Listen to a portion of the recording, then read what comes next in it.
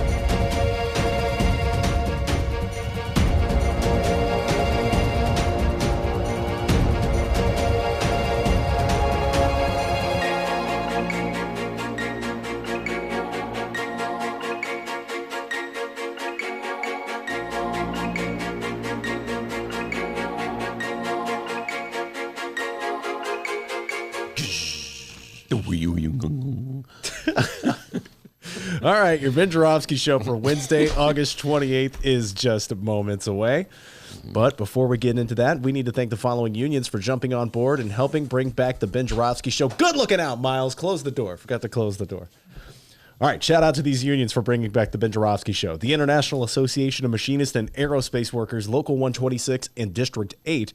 The International Brotherhood of Electrical Workers, Local 9. And the International Union of Operating Engineers, Local 150. All of you unions are awesome. Incredible. Good people. And of course, today's program is brought to you by our good friends at the Chicago Federation of Labor.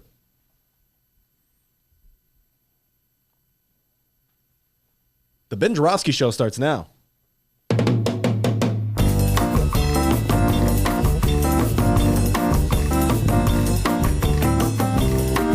It is Wednesday, August 28th, and live from the Chicago Sun-Times Chicago Reader Studio on Racine Avenue, this is the Ben Joravsky Show.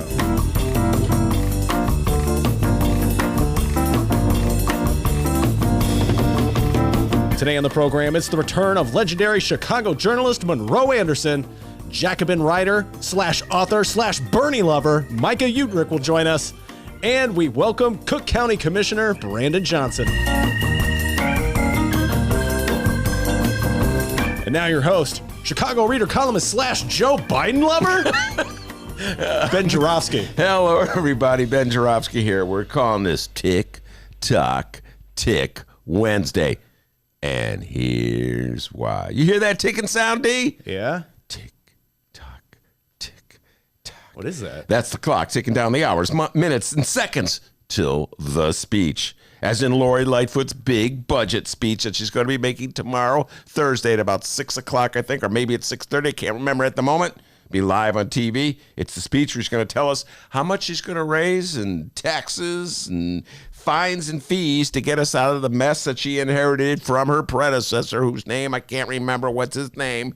Mayor Rahm. Yes, indeed. I'm not going to blame Lori for the financial mess that we're in because she just inherited it, D. She just got in office. I got to wait at least a year or two before I start blaming her for the mess that she picked up. But Mayor Rahm, thanks a lot for nothing, pal. Take a chill pill, man. I knew you'd say that. Anyway, as a preamble of sorts to the big speech, she gave an interview in the Chicago Tribune on her first 100 days. And here it is.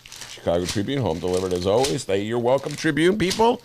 I hope you buy some memberships in the Chicago Readers. So, hey, one good hand, one favorite deserves another one, right? Right, D? That was really nice of you. Yeah, I subscribe. I pay their salaries. All right, anyway, the headline, 100 days in, Lightfoot sees positive steps towards reform.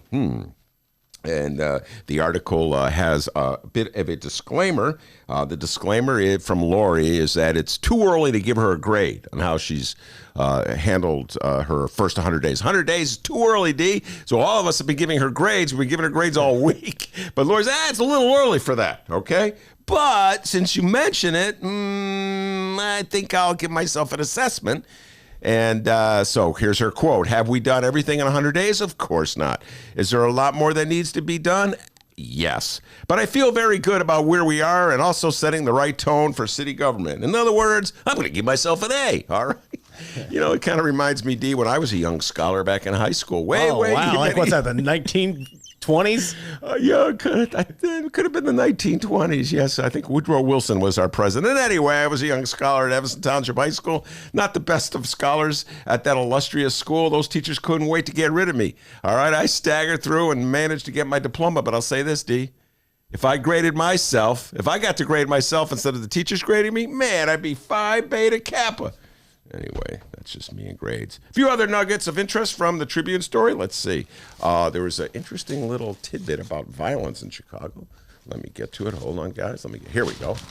The Tribune wrote, now follows. Faced with gun violence that's even garnered national attention from President Donald Trump and his daughter Ivanka. Faced with gun violence that's even garnered national attention? Even? Interesting choice of words, Tribune, even. I mean, Donald Trump's been harping on the violence in Chicago since, the day he rode down that escalator in Trump Tower to announce he was running for president. It's part of his overall strategy to discredit President Barack Obama, who, of course, his hometown of sorts is Chicago, and to sort of feed a general nihilism in the black community, part of his overall political strategy to repress and suppress the black vote. So it's hardly surprising that Donald Trump would mention or tweet about the violence in Chicago. What would be really surprising and very helpful if he did something to help us with the violence in Chicago. I don't know, Donald Trump, you're more than just a tweeter. You can get involved in this thing called politics and life in the city of Chicago. Anyway, that was an interesting little point. I'll sort of let Donald Trump off the hook there. But you know what, D? I'm bipartisan when it comes to ripping people of the political persuasion. So I just took a shot at Donald Trump. Now I'm going to take one of my beloved Democratic Party. In this same article, the Tribune cites Alderman Tom Tunney of the 44th Ward. Okay, Alderman Tom Tunney, longstanding alderman of the 44th Ward. If he's not currently the Democratic committeeman, he used to be the Democratic committeeman. He is a politician of the Democratic persuasion. He's been the alderman in that ward, I want to say, D, since 2003 when Mayor Daley appointed him. And that whole tenure, he never had a word to say about anything resembling the ethics violations of Alderman Ed Burke, who was his ally and pal in the city council. And here's the Tribune. Here's what the Tribune has to say about Alderman Tom Tunney. Alderman Tom Tunney, 44th, whose ward includes Lakeview, said, Lori's done well on ethics reform and the scheduling ordinance, but we're going to have a tough budget season. Tom Tunney suddenly offering his opinions on ethic reform in the city of Chicago? Come on, Tunney. Good Lord. As a general principle, Tribune, you should never ask an alderman who is an ally of Ed Burke for his opinions on ethics reform. Even I knew that. Anyway, interesting article in the Chicago Tribune about Lori Lightfoot and her opinions on her first 100 days. I urge everybody to read it, check it out, just to see what the Tribune's up to, but not now, not after the show, right, D? Anyway, I would say that this article in the Chicago Tribune is what? Like a rhetorical appetite, if you will, to the main course to come, which will be Lori's budget speech. Hold on, D, you hear that sound? Tick, tick, tick, tick. Yeah, that's you making a clock noise. Getting closer and closer to the big speech. In the meantime, we got a great show today, everybody. Monroe Anderson will be here. Yeah, it's midweek with Monroe. That's what we call it. He's ready to talk. Oh, my God, he put it on his Facebook wall. Trump, Trump, Trump, and more Trump. He is so fired up to talk about Trump. Bringing out the trolls before his appearance today. Yeah, he loves fighting. Oh, my God. I don't know why they go up against them, because they always run away with their tails between their legs. The trolls, Monroe just backs them around. Anyway, Mike Udrich will be here from Jacobin magazine. He loves Bernie. It's true. He just completed a book on Bernie Sanders, and a lot to talk about in the world of Bernie Sanders. We alluded to this yesterday. The latest poll has Bernie neck and neck with Joe Biden and Elizabeth Warren in the Democratic primary. Already, Monroe is saying, Monroe's not the biggest Bernie fan in the world. That's an outlier, blah, blah, blah. Biden's still ahead. Horrible Monroe Anderson impression. It'll be interesting. Well, that was not even my attempt to do. Let's hear your Monroe Anderson imitation. Happy Monday. That's actually not bad. It'd be interesting to see what Monroe and Micah have to say. A bit of a different opinion on the Democratic primary. I know, Dennis, Dr. D, you're a big Bernie guy, aren't you? Oh, yeah. I'm feeling the burn. Still feeling the burn. Anyway, so Mike will be here. We're doing a lot of Bernie Sanders talk. And then at 2:30, Brendan Johnson, good friend of the show, from Cook County Board Commissioner and Chicago Teachers. I don't know if he's still with the Teachers Union. He'll come in, and interesting to hear what Brendan has to say about politics, local, national, and what's going on with the threat of a Chicago teacher strike. So Brendan's always got some good, interesting political thoughts. So he'll be in here. Mike will be here. Monroe will be here. Plenty of political talk. But before we do any of that, we turn to the doctor for the news. How's it going, everybody? I'm Dennis. Never been a doctor in my life. It's the middle of Wednesday. Let's unpack that local news. Happy 100 days as mayor, Lori Lightfoot. Yeah. We're partying today. Woo, woo. Hey, more on that in a moment, all right? But first, let's talk about our Illinois Governor, J.B. Pritzker. Okay. The governor put out a press release today. It involves that kind of gaudy building in downtown Chicago, the James R. Thompson Center. Okay. Here's the press release from the governor. Governor J.B. Pritzker today announced a major step toward the sale of the James R. Thompson Center, or the JRTC. The Illinois Department of Central Management Services, or the CMS, will issue a request for proposals, or a RFP, this week for an array of technical and project management expertise for the disposition of the James R. Thompson Center, or JRTC, at the best value to the state of Illinois. Here's the quote from the governor himself. Quote, not doing an impression. The Thompson Center is an inefficient work environment for the current demands of state business. By the way, to make sure that we're all on board here, maybe there's some listeners that are new to Illinois. James R. Thompson was Illinois' longest-serving governor from 1977 to 1991. Okay, Ben, your turn. And because, well, asking your thoughts about a big, weird-looking building may not be the most compelling podcast material, give us your thoughts on former Illinois Governor James R. Thompson. Any gripes, grievances? Yeah, a lot of gripes, a lot of grievances.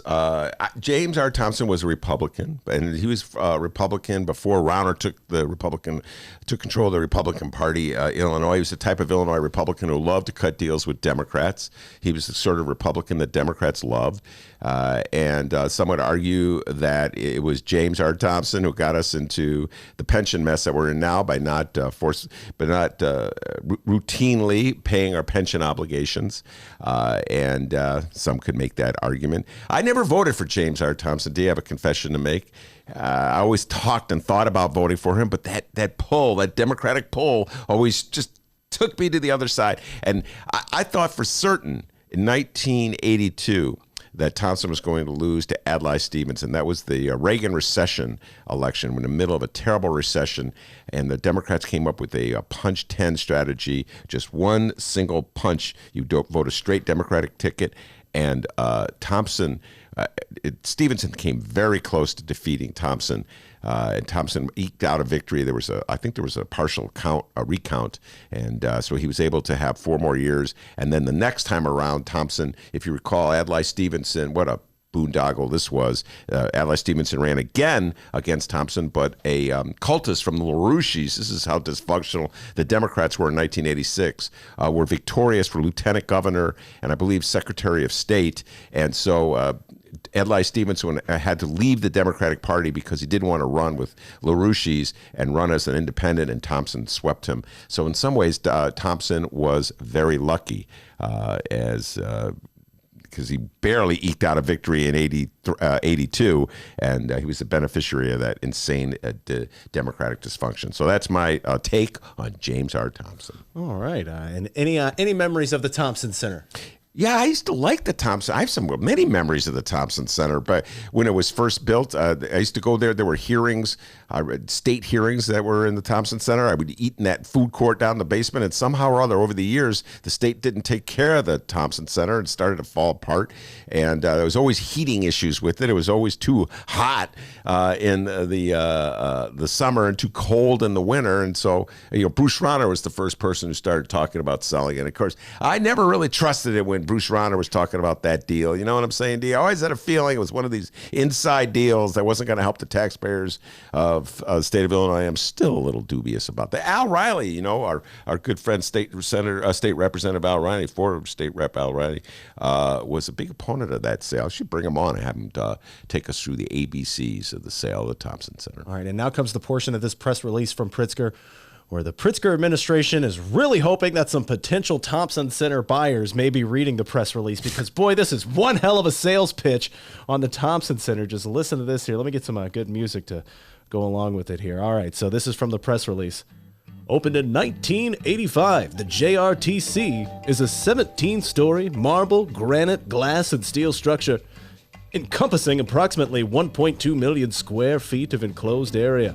The building's steel frame is topped by a cylindrical skylight 75 feet above the roof level. The skylit rotunda is 160 feet in diameter and is surrounded by 16 floors of open office space. The main building enclosure system is glazed with single-pane, non-thermally broken aluminum frame. Like, why do we need to know all this? Right? I don't know. The system is energy inefficient and does not meet current standards for performance or thermal comfort. Wow, at least they were honest.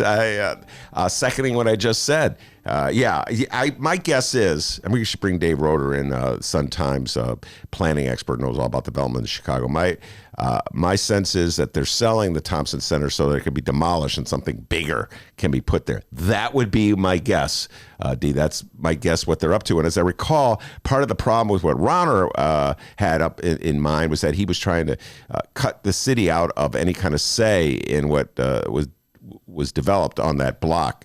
So you're going to have to bring the city in. It's downtown Chicago, right across the street from City Hall. So the city definitely has to have a hand in this. Do not want any city funds. You know what I'm saying? Those TIF funds going to tear down the Thompson Center. What a waste of money that would be. But there would be a benefit to tearing it down on this hand because it's tax exempt right now. It's owned by the state. But if it becomes privately owned, of course, the owner would have to pay taxes. So, the time may have come to tear down the Thompson Center. There's one more part of the press release I got to put on here. Oh, God. Buy the James R. Thompson Center. Yeah, you watch this deal, folks. Keep an eye on this deal when they start selling downtown property. They're going to try to bamboozle you. We're only going to send it for $1. But what a deal it is for you, because it's going to start paying property tax. That's what we're going to do. And people in Chicago, they shuffle those papers around, folks. They talk really fast, and they have hearings in the middle of the day when you can't get to them. And all of a sudden, you end up selling this valuable piece of land for like a fraction of what it's worth, and they're telling you, insisting that it's a great deal. It's like a game of three-card monte. You can't follow what they're doing, so after a while, I just give up and go home. And that's how they do development deals in the city of Chicago, D. All right, let's move on. It's time to party. Oh, hey, Ben, put the bong away. My God, we're in the Sun-Time. I don't like that. I'm just going to have a it's not a bong. Party. It's these crackers that Mark Sims left for us. No bong. Yeah. All right. No pot smoking in here. Wait till you get home, pal. But hey, Lori Lightfoot has been Chicago mayor for 100 days. Now, ever since last week, the Ben Joravsky Show, along with other media outlets and online pundits, have been looking back on Lightfoot's tenure as mayor thus far, and, well, let's just say, not the most glowing reviews. Our listeners are really hard on him, aren't they, Dee? And I guess that's why the mayor took it upon herself to give herself her own 100-day review. And Ben, what do you know? According to Chicago Mayor Lightfoot, she's doing awesome. Well, I just can't finish saying that, D. Yeah, if it came down to self-grading, I too would have been an outstanding scholar, but whatever. Now, Ben mentioned her talk with the Chicago Tribune at the Open, but the mayor's office also put out a press release recently. And listen, I don't like saying this, all right? But in Bruce Rauner-like fashion, the press release from her contains a list of accomplishments by her since becoming mayor. Okay. I have the list right here in my face. It looks like we got 11 Lori Lightfoot accomplishments here. Ben, I'll read one by one here. You weigh in, and we'll see how far we get until Monroe Anderson arrives. Okay, all right. All right, here we go. We heard from Monroe, by the way? Any update on Monroe? Okay. Monroe doesn't really like texting, all right? Typical Wednesday here on the Ben Joravsky Show. He'll be here when he gets here. All right, let's go through the list of accomplishments according to Lori Lightfoot since she's become mayor. Number 1, creation of a multifaceted, comprehensive crime-fighting strategy centered on unprecedented citywide coordination that has resulted in nearly 7,000 guns recovered year to date, a 3-year low in murders, shooting incidents at their lowest count since 2015, and 20-year lows in robberies, burglaries, and motor vehicle thefts. All right. Wow. Anytime a mayor, we went through this with Rahm and with Daley, but really with Rahm. Anytime a mayor starts taking full credit for the ups and the downs, let's put it this way, in crime, you always got to be a little cautious in that, folks. Crime, I like to say there's been crime in the city of Chicago for forever. And mayors grapple with this in many different ways, different strategies. But essentially, Lori Lightfoot is an inherited position of mayor of the city of Chicago while crime was going down. It was already going down in the last years of Mayor Rahm. So do we credit Mayor Lori Lightfoot for new innovations that have managed that have for the drop in crime? Do we just say it's a larger trend that no mayor should be responsible for? I don't know. If you're a serious student of crime and police tactics, that's an argument for you. Most people in the city of Chicago just want crime to go down. They don't really care. You know what I'm saying, D? And so if she wants to give herself credit for crime going down, that's fine with me. On the other hand, if crime starts going up, touch wood that it doesn't, but if it does, then she's going to have to take the blame for it. All right, we're listing the accomplishments here from Lori Lightfoot. According to Lori Lightfoot, her accomplishments since she first became mayor, celebrating 100 days as mayor. All right, number 2, passing the most comprehensive worker scheduling law. Oh, I'm sorry. This I got one before that. My apologies. It says directing a significant expansion of school staffing and resources, including an unprecedented equity-focused budget, commitment to increasing social worker, nurse, and special education case manager positions, and one of the largest capital budgets in recent history, with investments to upgrade classrooms and facilities at over 300 schools across the city in 2020. Right. Yeah, we'd love to hear what Brandon Johnson has to say about this. Look, this is going to be a very contentious issue in the upcoming. It is a contentious issue in the ongoing teachers negotiations between the Chicago Teachers Union and the Chicago Public Schools. Basically, the teachers want these nursing jobs, these counselor jobs, to be embedded in a school's budget. They want every school to, and librarian, let's not forget librarians. They want each school to have a certain number of each school to have a minimum of like one librarian at least, a certain number of what they call wraparound workers. I applaud them. I believe that's absolutely necessary.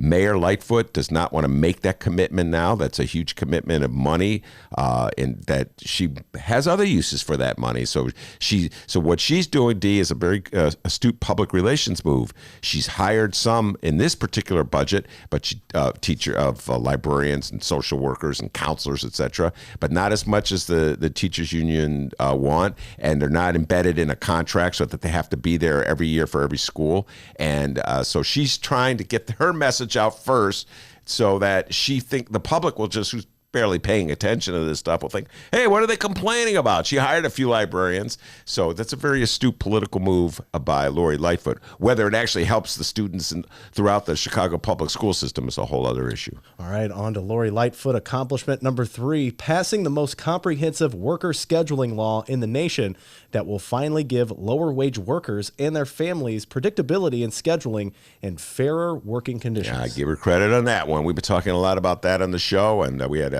Alderwoman Sue Garza from the 10th Ward. It was her committee that passed, and so shout out to you, Lori Lightfoot. That is truly an accomplishment, something that your predecessor, Mayor Rahm, in a million years would have been dragging his feet on. You know what I mean? That would have taken him, man. Mayor Rahm would have taken 2 years to get that thing done. It would have been watered down. So kudos for that one, Lori Lightfoot. All right, on to accomplishment number 4. This is from the Lori Lightfoot campaign press release, all right? This isn't just Dennis listing 11 things that I really like about you her, love okay? Lori. Begun reforming an historically regressive fines and fee system in order to help people move into payment plans and compliance instead of into bankruptcy. Oh yeah, is that the end of that Yep. stipulation? Okay, this we've talked about this so much in this show. The way in which the city of Chicago is dependent on poor people to finance itself with our crazy system with the red light cameras, and you get a certain number of tickets, and then you can lose your car, and then you try to get your car out of hock. It's like a daily fee that escalates. They really get you. It's like gangster-like business from the city of Chicago, and it's a way of shaking down the people who can at least afford it to pay for the city's bills. I think we have to go far further than she did on this particular point. We should really start thinking about doing away with some of these fines and fees because they're so regressive. But I guess it was a step in the right direction. All right, moving on here. Gesundheit, by the way. Oh, thank you very much. I got the allergies like crazy. Anybody else got allergies listening out there? I feel like crap. All right, here we go. The next accomplishment, we're on to number 5. Overhauling the workers' compensation program to improve benefits to workers and reduce liability and claims costs to the city. All right. Well, I haven't seen a whole lot of that's a lot of talk about that, shifting it from the finance committee under the supervision of Ed Burke in the old days to the city. So that's sort of like an incomplete. Got to see more specificity on that one. All right, on to number 6. We're listing, we're going through the press release from This Lori. is Lori's accomplishments as she sees it. Yeah, okay, there you go. There you go. Number 6, achieving passage of a series of ethics and good governance reforms to ensure the city operates more efficiently, transparently, and in a way that is accountable to all residents and taxpayers. I have no idea what she's going to need a little more specificity before you that. And again, I like I did with the Tribune, I always caution anybody to put the word ethics in the same sentence as the city called Chicago. So I need to see a little more specificity on that one before we raise the flag celebrating that. Yeah, she kind of could have left that one. That one is kind of loosely worded there. Oh, yeah, we've done great things. Okay, if you say, same thing with the workers' comp, a little more specificity.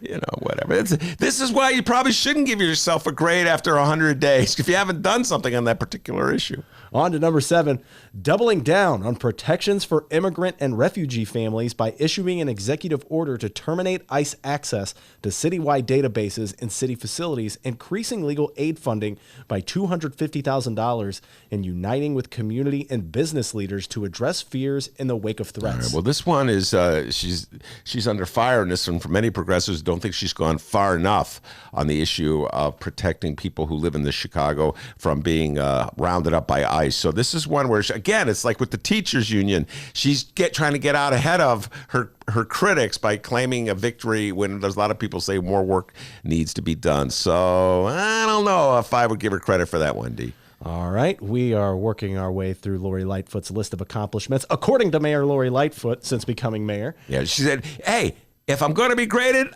for our first 100 days, I'm going to grade myself. And I think she's giving herself straight A's, D. Boy, I'm just looking at this. I'm doing great. Yeah. All right, on to number 8, working with partners to secure authorization on a Chicago casino. And, oh boy, Ben's about to get ready to riff here. And taking additional steps toward creating a long-term sustainable financial plan for the city. All right, well, okay. First of all, got to bury this one, the long-term financial plan. All right, let's put that one to the side. The casino issue. Everybody knows my thoughts on the casinos. If you listen to the show, it's a truly regressive way to finance government. The city and the state feel they have no choice, so they passed a casino law, massive casino expansion. And now it turns out that casino operators aren't certain if they want to take control of a casino in the city of Chicago, because the way the law is written, they don't feel they're going to get enough money from the casino to make it worth their while, which is, already there's a negotiation going on before any casino operators have emerged to try to change the formula to give the casino owners more money.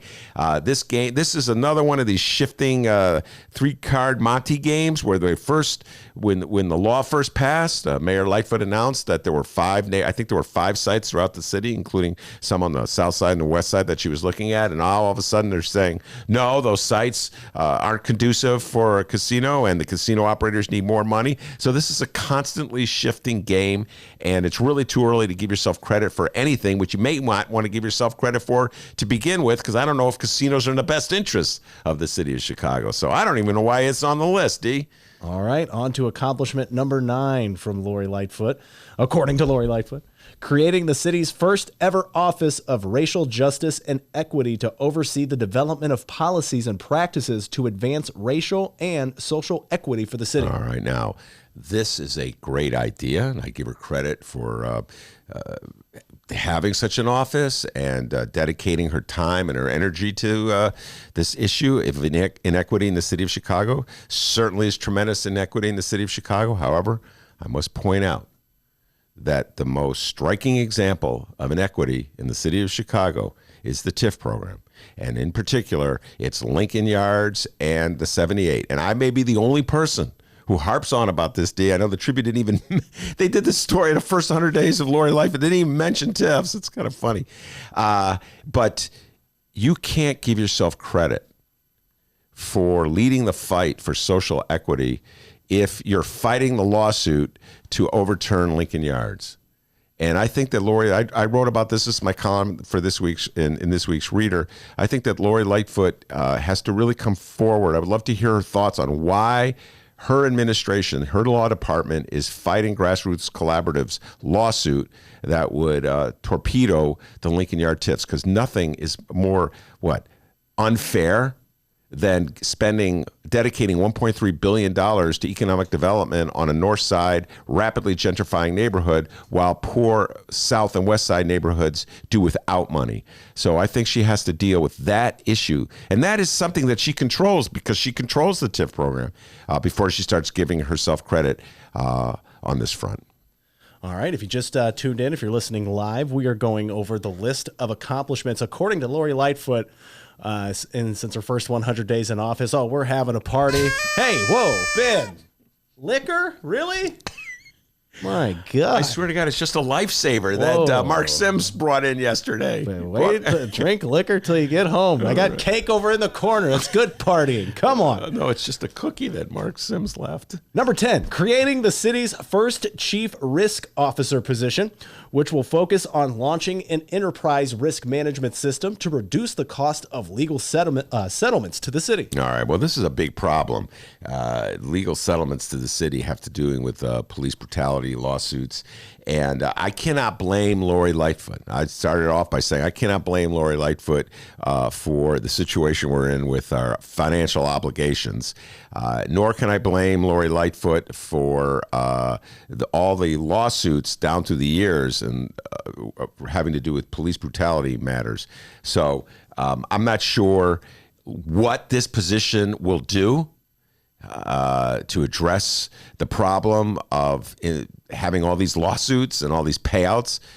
It sounds good, D. It sounds promising, I suppose, but we're going to have to wait and see just general policing attitudes and police training and also things that are like, some to a certain degree outside of Lori's control, like the number of jobs that we have in the city of Chicago. How about all those hiring more of the counselors in the public schools and the nurses in the public schools, et cetera, the social workers, et cetera, having more after-school programs, anything that she could do to combat crime by giving people something to do and putting people in a more positive focus. These are things she controls. Again, go back to the TIF program. Instead of spending the money on a north side development, spending the money on the schools. So these are all parts of it's a huge, complex problem. Crime and Chicago and the relationship between police and poor black communities. It's a problem that's existed for 50 years, as long as I've been around the city, longer than that. You go back to the race riots in 1919. So Lori Lightfoot's inheriting a huge problem, and I'm not quite sure that what does he call it? Risk management is going to be an adequate solution to it. So it sounds more like something on a press release, D, than an actual meaningful change in the city of Chicago. All right, we got 2 more Lori Lightfoot accomplishments, according to Lori Lightfoot, to go. Number 11, beginning steps toward a comprehensive redevelopment strategy to tackle years of disinvestment on the city's south and west sides, including creating a coalition of over 40 business leaders to participate in a corridor reinvestment strategy. All right, well, that gets back to the TIF program. The TIF program is the only discretionary, it's the only source of discretionary money the mayor has to fund economic development. It is everything in the city. That's why I spent so much time talking about it. And it is so unfair the way it's allocated right now. And if she doesn't do something to change radically the TIF program, that is just empty rhetoric on that press release. And right now, like I said, she's fighting the lawsuit that's intended to change it. So we need to see more on this front. Benny J, we made it all the way through the list. It is time now for number 12, accomplishment number 12, according to Lori Lightfoot, since becoming mayor, launching a new and improved qualified allocation plan, or QAP, which for the first time makes explicit collaboration with a continuum of care, resulting in a coordinated application process for addressing homelessness. Okay, homelessness. Wow. I didn't know where you were going with that sentence. I had no idea what it meant. But here's another issue, as she said, disagreement with progressives, and that has to do with getting a stream of money to finance programs to deal with homelessness. When she was running for mayor, Lori Lightfoot endorsed a plan where she would put a tax on the sale of really expensive buildings or really expensive property, I think for over $1 million, and that money would be directly allocated to fight homelessness. Now she is generally talking about using that money to take care of the city's business needs. So it's not surprising that she would put that to number 12 and put that gobbledygook language that nobody understands, because this is another one of these programs where she's at odds with progressives. So you know what you do? You bury it at the bottom of the list. Nobody would get to it, and then you phrase it in such a way that nobody knows what you're talking about. And that's PR 101D. So there you are. Some local news there. The list of accomplishments from Lori Lightfoot, according to Lori Lightfoot, celebrating her 100 days as mayor. Oh, Ben, put the party maker noise away. Good Lord. Okay, well, hey, whoa. Do you feel that in the air, by the way? Oh, yeah. What is that? Ready, set, 2020. Yeah. Blue Dog. Blue Dog. By the way, Lori Lightfoot should have put something in the press release. She's the first mayor in the city of Chicago who actually knows football. All right? Mayor Rahm didn't know football at all, and Mayor Daley didn't really care about football at all. So give yourself credit for something you really do know. Lori's the season ticket holder for the Chicago Bears. How about that, D? Oh, well, there went Take that thing about the homelessness, that gobbledygook out, and put the Bears thing in, all right? Well, there went that segue. It's almost football season, which means that the best sports reporters at the Chicago Sun-Times want to offer you, yes, you, our listeners, an exclusive deal on unlimited digital access to all of the stories you love, and that's ALL all. Do not miss a game this season. Get all the big plays, scores, and stories from the Chicago Sun-Times for a limited time only. You can lock in our lowest rate yet, only $29.99 for a full year of all the news and sports that you need to know. Stay up to date on the breaking stories. Get the deep dives and investigations from Sun-Times reporters, and go deep inside City Hall with best in-class political reporting. And, of course, cheer for the big games with the best sports team in the city. Ben, make that noise. Ready, set, 2020. Yeah, ready, set, 2020, guys. And ready, set, $29.99 for a full year of unlimited access. You cannot do better than that. Take advantage of this exclusive deal now at suntimes.com/Ben. People, do not go anywhere, because coming up after this short little break, we're going to talk with the legendary Chicago journalist Monroe Anderson. It's the Ben Joravsky Show, live from the Chicago Sun-Times.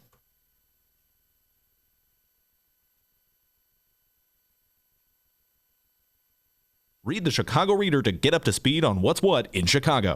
Culture, food, arts and entertainment, weekly concert listings, weekly event listings, the environment, travel. I can continue, but you get the point. And for all of you Chicago political junkies, raw weekly columns on real city politics from Maya Dukmasova and our very own Ben Joravsky. The Chicago Reader, free to the public in newsstands throughout the city and online at chicagoreader.com. Read it now and be a more informed Chicagoan.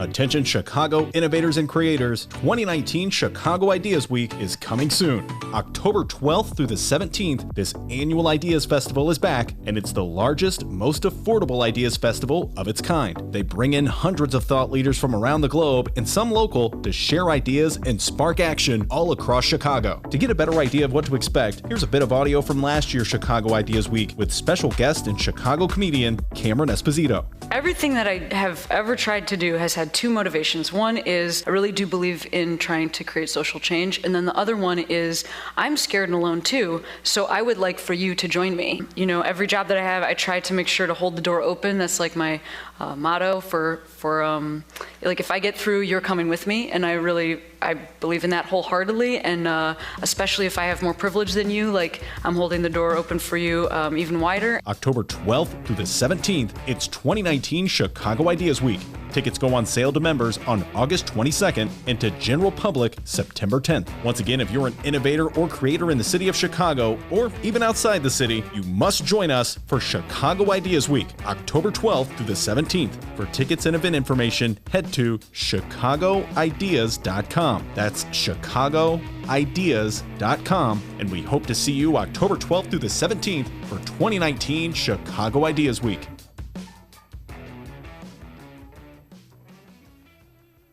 Did you know that 40% of the people in Illinois opt to be cremated? Well, it's true. And Chicagoland Cremation Options honors their wishes by providing cremation services directly to the general public. Chicagoland Cremation Options provides an affordable, ethical, and easy cremation arrangement, whether in person or online. Save thousands and streamline the process by going directly to Chicagoland Cremation Options. It's a family-owned business operated by my good friend, Douglas Klein.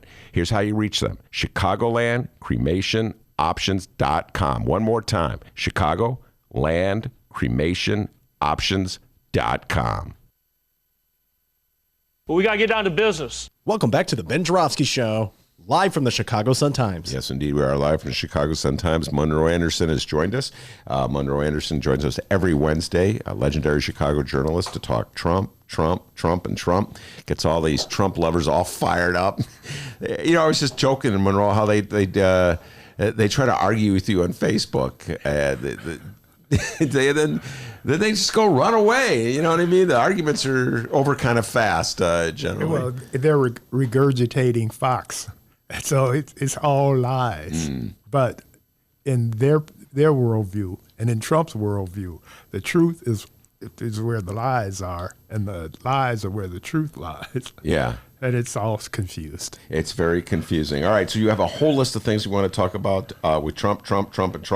I guess I would start with the latest Trump polls. 62%, I think, was what I saw his negative or his unfavorable rating, I should say. Yes. And that suggests to me that the country is sick and tired of Donald John Trump. They're very sick and tired of Donald Trump. Those who can beat him would be Democrats, would be Biden, Bernie, Elizabeth Warren, Kamala Harris, and Pete Buttigieg. Mayor Pete. All right, we're going to any of those people could beat him. We're going to get more into this when Micah comes in about a half an hour or so. Micah just finished writing a book about Bernie. I think he has a Bernie tattoo on. Micah loves Bernie. I saw it. So it'll be interesting to see. I know you're more of the Biden persuasion. Is it on his back like Nixon is on Roger Stone? Roger Stone. Yeah, no, we'll have to ask him. Micah, where do you put that Bernie tattoo? It's got it right next to that alligator tattoo. Put the alligator. No, just teasing Micah there. Anyway, it's on his arm. But 60. There was a column in the New York Times. Frank Bruni, I think it was, wrote the other day that he believes that the country is just sick and tired of Donald Trump. And this is the argument that many people give me. Probably should say this for Micah, but people want a sense of normalcy. Yes. And this is just a level of insanity here with Donald Trump. Right. There's no reality. Yeah, my wife Joyce has become so dispirited by Trump that she's watching game shows instead of She's just thrown in the towel. Right, exactly. I mean, Right. what's the point? You're going to vote against him anyway. Right, Nothing he exactly, says, nothing's going to happen has changed. Well, no, he upsets people. I Yeah. mean, they've gotten to a point now where if you aren't a Trump nut, then the stuff he does is just so upsetting because he breaks every rule there is. Yeah. He's lawless. He's immoral. He's corrupt. I mean, he's all these negative things all balled up into one. Yeah. It's amazing. Yeah. All right. Let's talk about some of the specific matters that have emerged over the last week. You have something at the top of the list. Well, the Trump and Russian billionaire bankers. What's that all about? Okay. In New York, they were able to subpoena records from Deutsche Bank, which is Trump and Putin's bank. I mean, quite literally, it's a German bank that the Russians control that has bailed out Trump time and time again over the last 20 years, and there was a subpoena to get the Trump family's bank information to their bank accounts. They fought it and fought it and fought it. They being Deutsche Bank. Who fought the subpoena? Deutsche Bank and the Trumps. Yesterday, a judge gave them a deadline where, okay, either you tell us you have his taxes or you don't. And so they said, finally, well, yes, we do have his taxes. Deutsche And they Bank do, yeah, admitted Deutsche they have Bank. his tax and statements. they have a lot of his bank facts, his bank accounts. Lawrence O'Donnell of MSNBC and the West Wing TV series fame, Lawrence claimed on his show last night that he had a source that said that because to have these bank loans as large as Trump's, that you really need a cosigner, and that the cosigner for Trump's loans is a Russian oligarch close to Putin. So this would sort of verify, if it's true, verify Right, exactly. things that you've been saying for 2 years now. Yes, exactly. And Now, but it's only one sourced so far. And so Lawrence is out there on that limb with me. Yeah, he's on that limb. It's you don't cite any sources. Right, Just so people know exactly. this. Lawrence is citing a source. Right. Monroe just cites street smarts. Yes. And your general argument for the last 2 years is that there has to be a reason why Trump is resisting. Exactly. When he was at the G7 last week, when he wasn't in front of the cameras cheering Putin on, he was behind the scenes talking to these world leaders, trying to convince them to let Putin back into the G7 and make it G8 again. And of course, he told that gigantic lie about how Putin outsmarted Obama on the Crimea. Yeah. And instead of the fact that Russia invaded. Yeah, the Crimea. Yeah. Yeah, Crimea, and we talked about that last week. Right. It was his attempt to always blame Obama. Yes. And led Putin off the hook. Yeah, and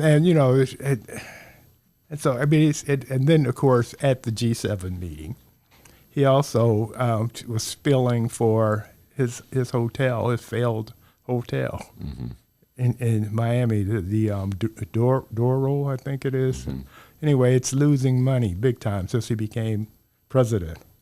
And so he wants to hold the summit next year at his luxury hotel, where he'll get to charge all these different countries these exorbitant prices to stay there, but he's not going to make any money off of it. That's what he says. That's what he He's not gonna says. make any One money. of his many lies. Yeah, so we'll have to see his income tax statements to see if that one is true. Yes. Yes. So where do you think this income tax story is going to go? How long can Trump keep resisting? Because Deutsche Bank has the documents. They reveal they have the documents. Yes. Now what's the next step before they release them? Oh, it's going to be in court. It's probably will go all the way to the Supreme Court, unless drum roll please, the Democrats get back here in a couple of weeks and say, we're not pretending we're impeaching, we're impeaching.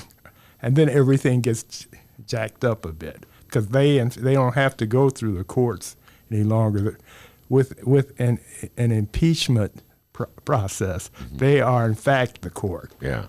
Well, here's this. So then they can get that stuff. We're in Jim Coogan country, and he'll be coming on further down the road to talk about this. But presumably, if the Democrats issue a subpoena to Deutsche Bank to turn over those documents, yes. Trump could resist them. So he could. It still might go to court. If Deutsche Bank may say, "All right, we'll turn." Oh no, it's yeah, right. Yeah. No, it's either way, it's going to go to court. It's going to be in court. Yeah, unless again, if the impeachment process, if it becomes an official impeachment inquiry, then it doesn't have to go to the Supreme Court. It gets short-circuited. And let me point out something that we all know. Yes. Democrats, when they go down the road to investigate Trump's ties to Russia, right.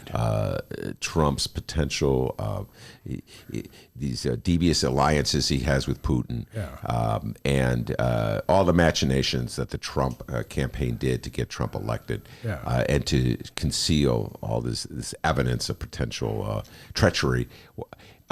When Democrats go down this road, the general response from Trump supporters is indifference or a hostility. Yes. How dare you attack Trump? Or they'll counterattack and talk about Clinton. It's what their favorite counterattack. Or Obama. They'll make some stuff about Obama. So you know as well as I do that like you and I are interested in this because, well, we're both old journalists, so we do really want to get at the facts and we want to see the evidence, okay? Well, plus I want to see him go to jail. And you want to see, okay, you have your other interest.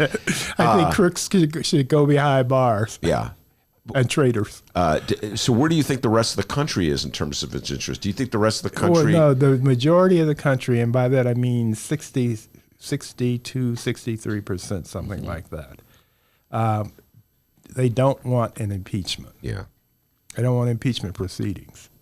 But that was the same with Watergate until it started and the facts started coming out. And then there was a change of heart. And this is what will happen this time. Once you have fact witnesses, not people talking about procedures and things like that, but people who are witnesses to the crime are on network TV for all the nation to see, day after day, chronicling all of Trump's crimes. The things will change. The attitudes will change. Yeah. And as Trump's numbers continue to slide, as they are now, after the House indicts him, then the Senate will either give him the Nixon treatment, where they pay McConnell and some others visit him and say, if you don't quit, we're going to impeach you. Yeah. Well, one of the things, convict you. One of the indications. All right. Well, before we get, you and I we're vast disagreement on that one. Put the Senate to the side. I know. One of the signs that the tides are changing on this, to support your point, are the quote unquote moderate Democrats in Illinois who are in swing districts, have already come out in favor of impeachment. I think Lauren Underwood has come out, and she did it on the Russian part, not on the obstruction of justice. She based it on the Russian conspiracy part of Mueller's report, as opposed to the second part, which was obstruction of justice, which is a no-brainer. The obstruction of justice, you see it all the time. The Russian conspiracy, you have to use your imagination and do a little footwork, but it's there. And Raja, Congressman Raja came out against, saw it today's Sun-Times. He's for an impeachment. Bill Foster is for impeachment, a very moderate Democrat. And my sense is, Monroe, that their internal polls, because a lot of these are very cautious politicians, got that finger to the wind, see which way it's blowing. Exactly. The polls are suggesting that they can't get out of a Democratic primary unless they favor impeachment, or most of the people in their district? Well, there are two things going on, I think. First of all, if they don't go for impeachment, they may get primaried by someone in their district that's to the left of them. And the second thing is, if they don't go for an impeachment, all this energy that's there to kick Trump out of the office could be lost, and people will stay at home, and we'll end up with Trump, the horror of another 4 years of Trump. Yeah, I doubt that energy is going away.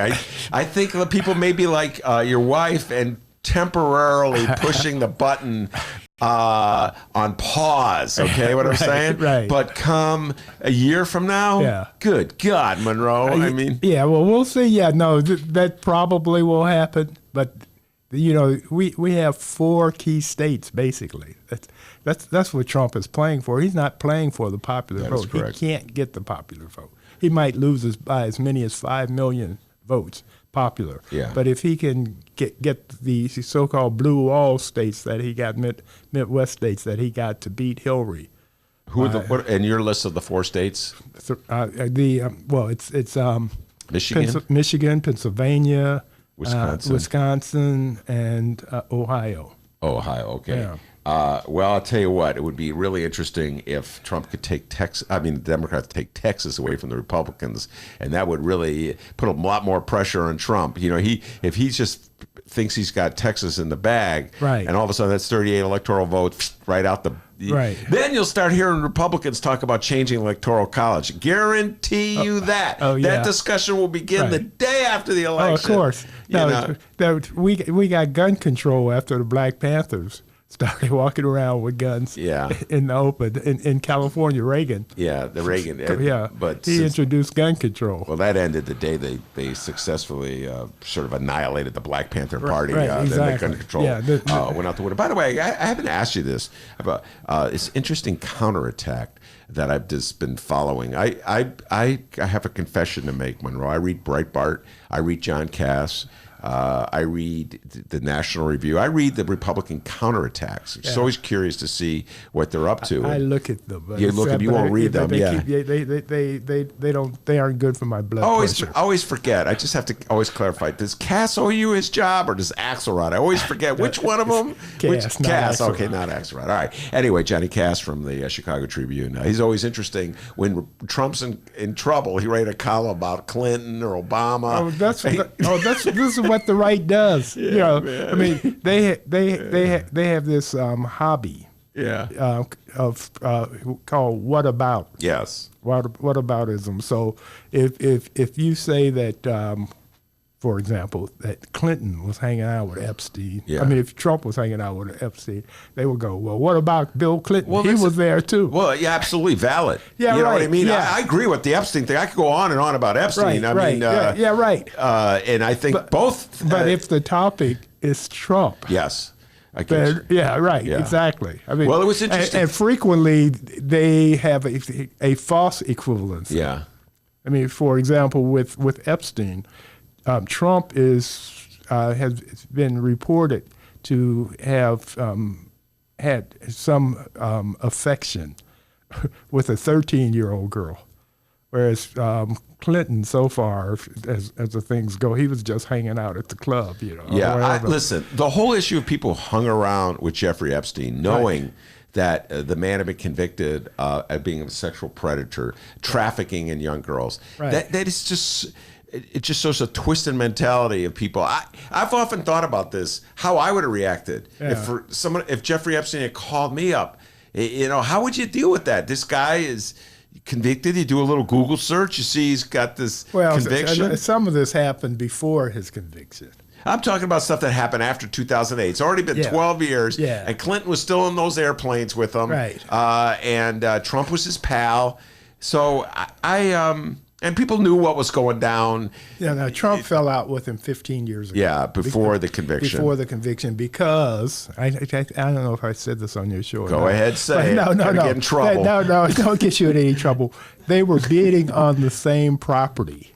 some mansion. They were bidding, and Epstein beat Trump out. And so he had nothing to do, It had nothing to do with underage women or right, underage exactly. girls. Yeah, right. Girls are one thing, but don't be beating me out on a All right, property. so here's an interesting counterattack. I've seen them all. I've seen all the counterattacks. Ilhan Omar, the counterattack with her putting anything, they throw her out whenever they can, and now she's got, I don't know if you know this, she's in a domestic scandal, and so they're going to throw that out to divert attention from Trump's womanizing and Roy Moore, et cetera. Okay, but this is an interesting one. So we have the Amazon forest in Brazil burning. Yes. All right. It was a very compelling, scary factoid that we don't really talk about. I haven't talked enough about on this show. It's an existential crisis, Monroe. It's very frightening. Yes. And so there's because the Amazon rainforest is on fire. It's on fire, and it provides 20% of the world's oxygen. Yeah. So it's a scary thing. All right. Yeah, it's a very scary thing. Just like 20% of the world's fresh water is the Great Lakes. And so imagine the Great Lakes were being poisoned or something like that. Well, to a certain degree, the Great Lakes are being poisoned. That's a whole other issue. They're not burning. So, although Erie did burn at one time. But. So the official position of the Trump administration, as best I can tell, on global warming is that it doesn't exist. And this is an insane position to take. Trump skipped the climate change meeting portion of the G7. G7 because he didn't want to have to deal with the issue and confront it. And typical Trump, he lied about it and said he had a meeting with the president of Germany and somebody else, but they were in the meeting that he skipped. So.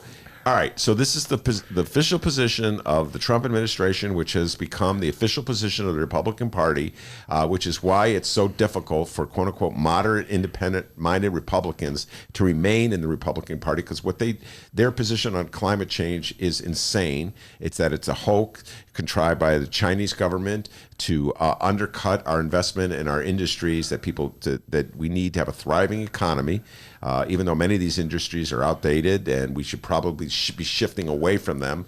But anyway, so this is the official policy of the Trump administration on this. And so you have these embarrassing moments and scary moments like the Amazon rainforest is under fire, like Lake Erie, remember in the 70s, was on fire. Exactly. Okay. All right. So what does Breitbart do? They write a scathing column article about Obama. Follow me on this, Monroe.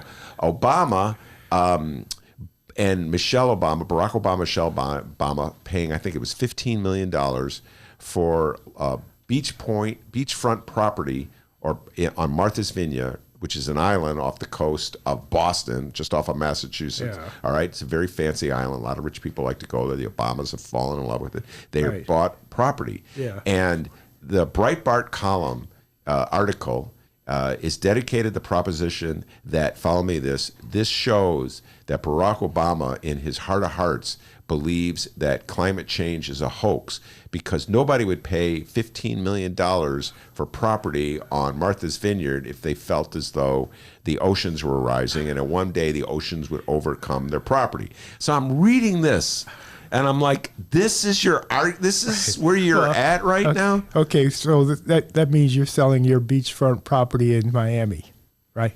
Donald Trump? No, you are. Oh, yeah. You're selling your beachfront property because it's going to flood out. So you do have beachfront property in Miami, right? No, me personally? Yes. No, I don't have beachfront property anywhere. But I'm just like, this is the Republic. This is the counterpunch. I'm not quite sure what to make of it. I'm going to see what Micah has to say about this when he comes on. Maybe he has an effective counterpunch to this. But the notion that somehow or other Barack Obama, in his heart of hearts, does not believe that climate change is real, thinks it's a hoax, but only says it's real so he could fool voters like Micah or Monroe or Miles or Dennis, who might be sensitive to the issue. And the proof is that he just purchased property on an island, Martha's Vineyard. How do you deal with that, Monroe? I can't deal with their logic whatsoever because it's none. When they talk about the deep state and how all these different people hate Trump, well, why does he hate Trump? They just talk about how everybody hates Trump, but they don't give you a reason. Yeah. the fact that he's a Russian tool and that he's a crook and he's a liar. They don't talk about that stuff. It's just there's all this hatred out there by those other folks for our guy, our Lord Trump. Yeah. By the way, there's a whole other issue there. It looks as though Andrew McCabe, the former FBI operative, may be facing. The Trumpsters are going after him hard. That's a whole other story we'll do at another time. Micah has entered the room. We're going to bring him on in a little bit to broaden the discussion, talk about Bernie. He's very excited. He finished his Bernie book. He's got that Bernie tattoo right there on his arm. We can all see it. So we're going to bring Micah on and get his thoughts on how the great counterpunch on climate change that the Republicans have come up with. We'll be right back after this.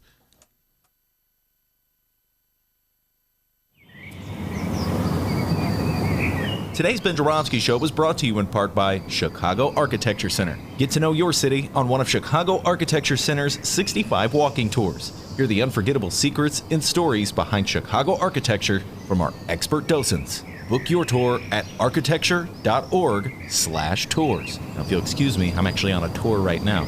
Oh, wow, look at that building.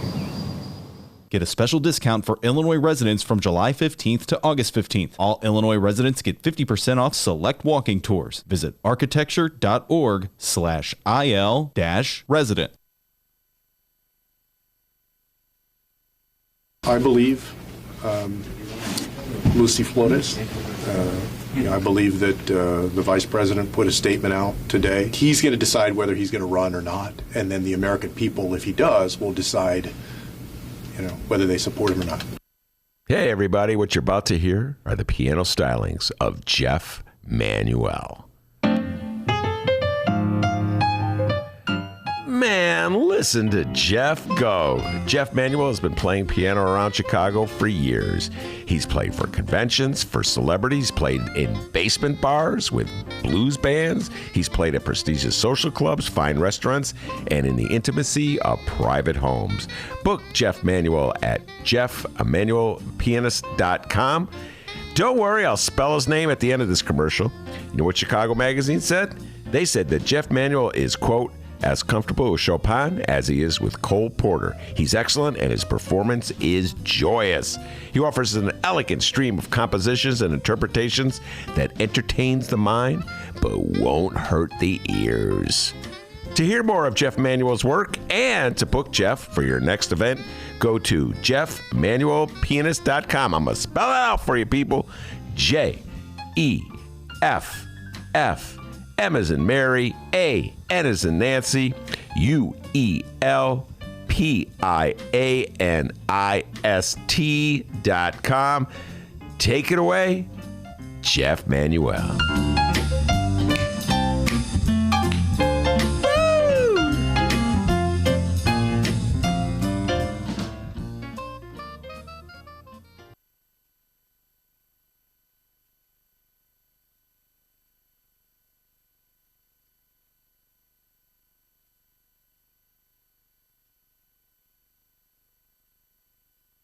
All right, everybody. Hour number 2 of your Ben Joravsky Show is just moments away. But before we get into that, we need to thank the following unions once again for jumping on board and helping bring back our program.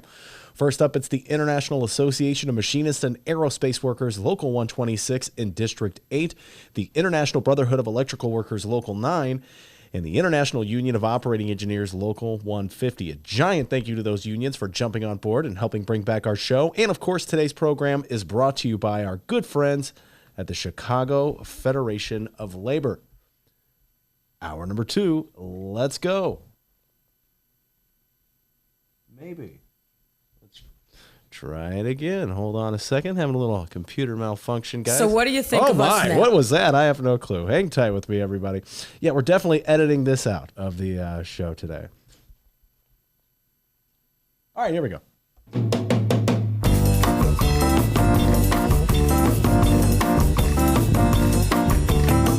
It is Wednesday, August 28th, and live from the Chicago Sun-Times Chicago Reader Studio on Racine Avenue, this is the Ben Joravsky Show.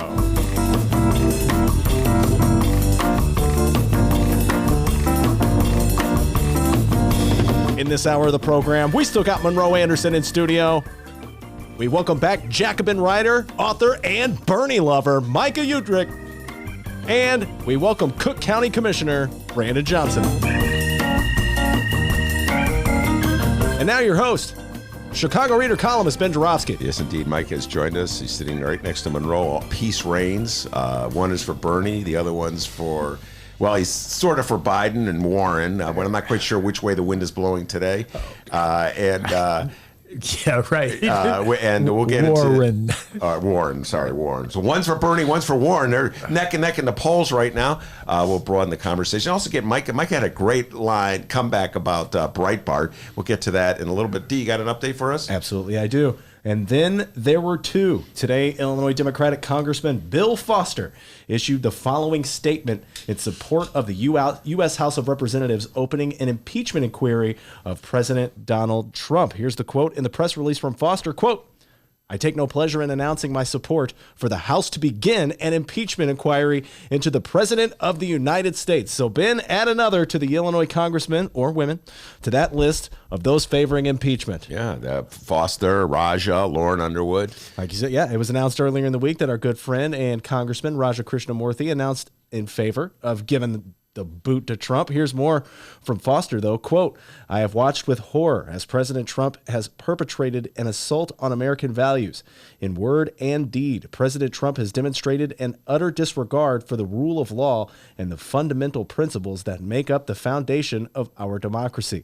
Foster becomes the 11th member of the Illinois congressional delegation to announce explicit support for an impeachment inquiry. The state sends 13 Democrats and 5 Republicans to the House. So, like I said earlier, we are now down to 2. The 2 other Illinois Democrats in the House, Representatives Sherry Bustos And Lipinski. and Dan Lipinski. Yeah. Holding out there, huh? I don't know. I got to see more evidence. By the way, this is not to kick him out of office. This is just to launch the inquiry, all right? So it's like... Where the inquiry is going. Okay, well, yeah. I mean, Mike, I would not say this is like profiles and courage here. You know what I'm saying? This is just the start. Yes, I agree with you. I mean, I'm personally not putting all my eggs in the basket of impeachment, but clearly, if we're just talking about things that Trump deserves, I mean, Trump deserves to be like locked up in the stockades in front of, the White House for what he's done. But yeah, it's not just to open up the inquiry is not exactly the most bold and brave stance that somebody could take. And your sense, Monroe and I already put the notion out that it's two-pronged. One, there were these moderate Democrats like Foster a little concerned about a primary challenge from the left. Also, there's a possibility. Lipinski too, yeah, Lipinski. Well, he's still holding out. He's already being challenged. I guess he figures that he's got several challengers in that race, so why budge from where he is? They're going to divide up the anti-Lipinski vote. Plus, he's a Republican in sheep's clothing. Yeah, that's absolutely true.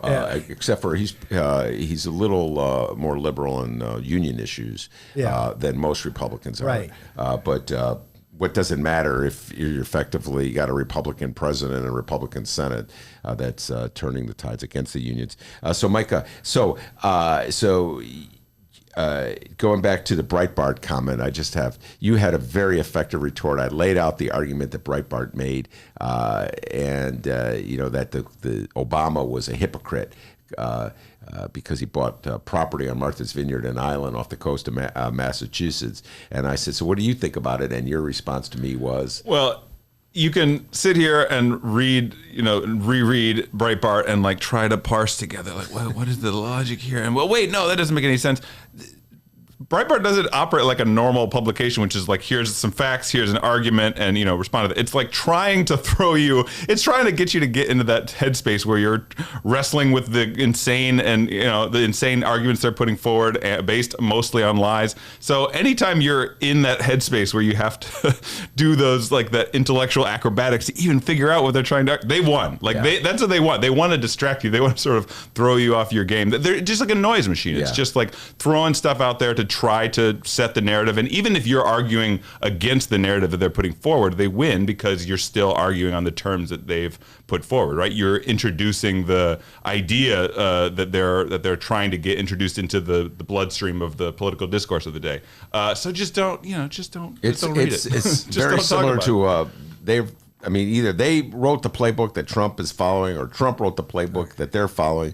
But it's the same exact thing that Trump does. It's a symbiotic relationship. Yes, and so the Democrats are going to have to deal with this one way or the other because Donald Trump will advance it in the debate. But before we get to that, tell folks about your book. You just completed your book about Bernie Sanders. Well, we finished the first draft. I don't want to claim that it's done, but I co-wrote a book tentatively titled "Bigger Than Bernie" with a staff writer from Jacobin, where I'm an editor, named Megan Day, and it's about Bernie Sanders, but it's also about the larger movement that has taken off after his 2016 campaign and what we've learned about people who are running for office as socialists or people who are putting forward a big, bold left-wing agenda. Alexandria Ocasio-Cortez, Rashida Tlaib, the 6 city council members who won recently in Chicago, who all are members of the Democratic Socialists of America. It's taking stock of that movement and wrestling with what are the lessons that we can take for American politics for this. And as you may be able to guess, it comes from a pretty partisan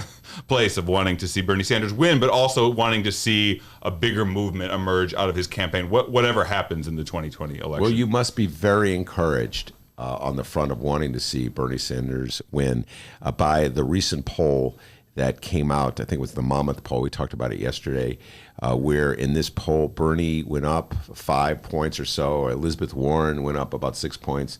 And I think it was reversed, just for the record. All right, let's doing it off the top of my head, but a Bernie guy to the end. Actually, Ben, you know what? I sit corrected here. I look back and it was 6 and 5. Good memory. And the big news for Bernie supporters is that Joe Biden fell in the poll by 13 points. And so there's effective 20-19, so it's pretty much a tie. And this is the first time that Bernie, I think, in a major poll has been ahead of Biden. So what's your thoughts about this?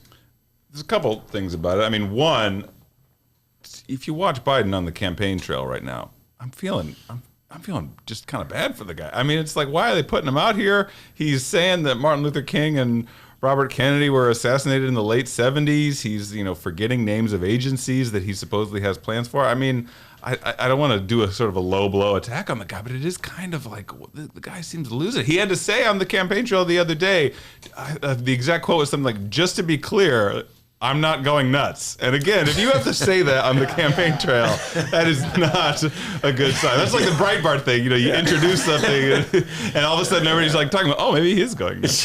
Just to be clear. But I like the first, just to be clear. Oh, well, now we got that clarified. Yeah, exactly. You had to put all questions about that to rest. Yeah. So, I don't believe that the kind of political vision that Biden is putting forward is one that is exciting, certainly to me, certainly to large numbers of people around the country. It's not, he's in fundraisers in Manhattan telling a bunch of rich people that nothing will fundamentally change under a Joe Biden administration. I mean, it's sort of more of the same of a kind of tepid, centered left Democratic Party that has dominated most of the party at the top levels for the past 3 decades at least. So to see, that's not new. That part is not new. What is new is that you have somebody like Bernie putting forward an actual political alternative, and people are buying it. And you've got polls showing him, tied with Warren for first place for the first time. So it's not just that a political alternative exists, but that people actually are interested in it. They're saying they're willing to get on board with it. They're not scared off by this guy using this scary word socialism. They actually think maybe that's a better alternative since the status quo isn't working too well. So it's a vindication of the strategy that Sanders has basically been on his entire career, right? Is that like he stayed true to what he believed. He didn't sort of try to put his finger in the air and see where the American people were at and then adjust based on that. He put forward a moral vision, and the rest of society, after several decades, has sort of caught up to him. So I think that is a really noble and courageous way to do politics, certainly more than, saying that you're for locking up, hundreds of thousands or millions of black people one year, and then a decade later, actually you're against that, or saying that you're for unions, but then not really doing anything for them, a couple years later. It's a moral clarity that I think is not something we're particularly used to in American politics, but it's a very, very good thing, and it's bearing political fruit. Your response, young man? Well, for the record, that poll was an outlier. 2 more came out today, and they had Bernie up by double digits again. Biden. Is that right? I missed that news. Yes. I missed that news. Yeah, right, exactly. So,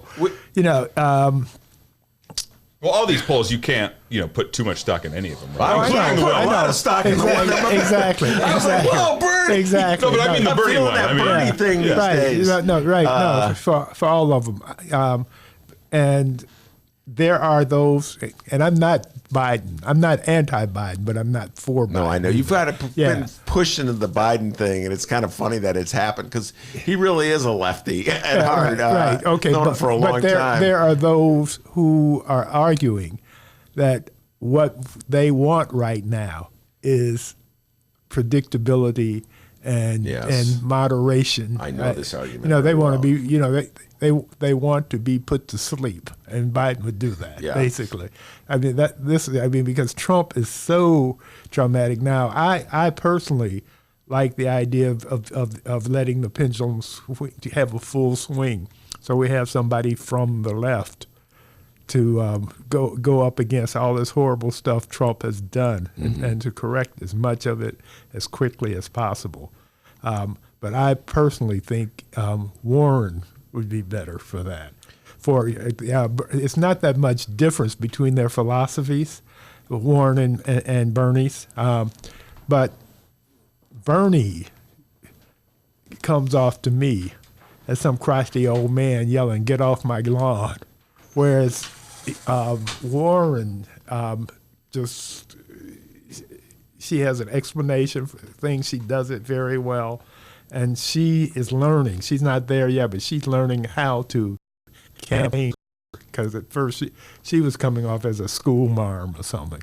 Michael, what's your thoughts on Warren versus Bernie? Well, I'm a fan of Warren to some degree, at least much more than most of the rest of the Democratic Party. Maybe I mentioned this on the show before. The first political donation I ever gave was $20 to Elizabeth Warren's Senate campaign in Massachusetts in the mid-2000s.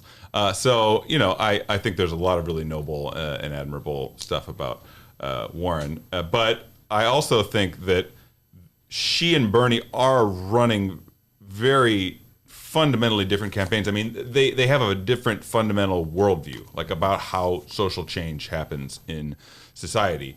Bernie argues that you need to create a bottom-up movement, right? That's his whole campaign slogan about not me, us, right? Not me, the president, but us, everybody, a broad movement fighting for Medicare for all and Green New Deal and all of that stuff, versus Elizabeth Warren, who has some strong plans for policy changes that need to happen, but the focus of her campaign is on the plans. It's a kind of technocratic, like I'm gonna, tweak the knobs and change the stuff at the top, and then we'll be able to fix stuff. Rather than Bernie, the sort of bottom up, like we need to radically rehaul the entire system. He's also somebody who has a willingness to go up against the forces that are preventing us from having a better world. I don't know if you saw.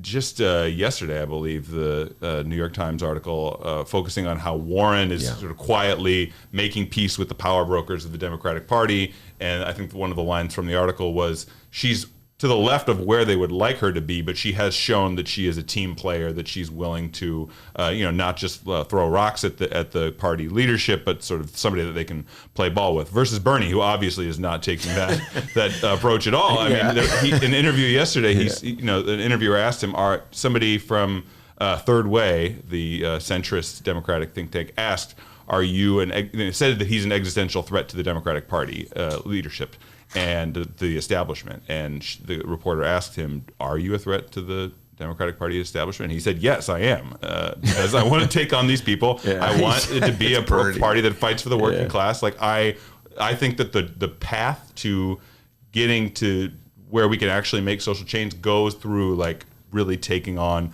the power brokers, whether it's healthcare CEOs or centrist leaders of the Democratic Party. He wants to fight them. And that's the vision of change that I share. I think that it requires that kind of willingness to do battle with the forces who are preventing us or actively doing evil in the world in order to make that change happen, not just having some good plans and not making technocratic tweaks in order to make the world better. Well, at some point, if I haven't seen the latest polls that you just cited, Monroe, so I don't know where Warren falls in that. You said Biden's up by 12 points? Yeah. Backed up 12 points? I haven't seen these polls. And Bernie's in number 2 and Warren's in number 3. Neck and neck, Yeah. probably. Okay. Well, she may be a point or two under.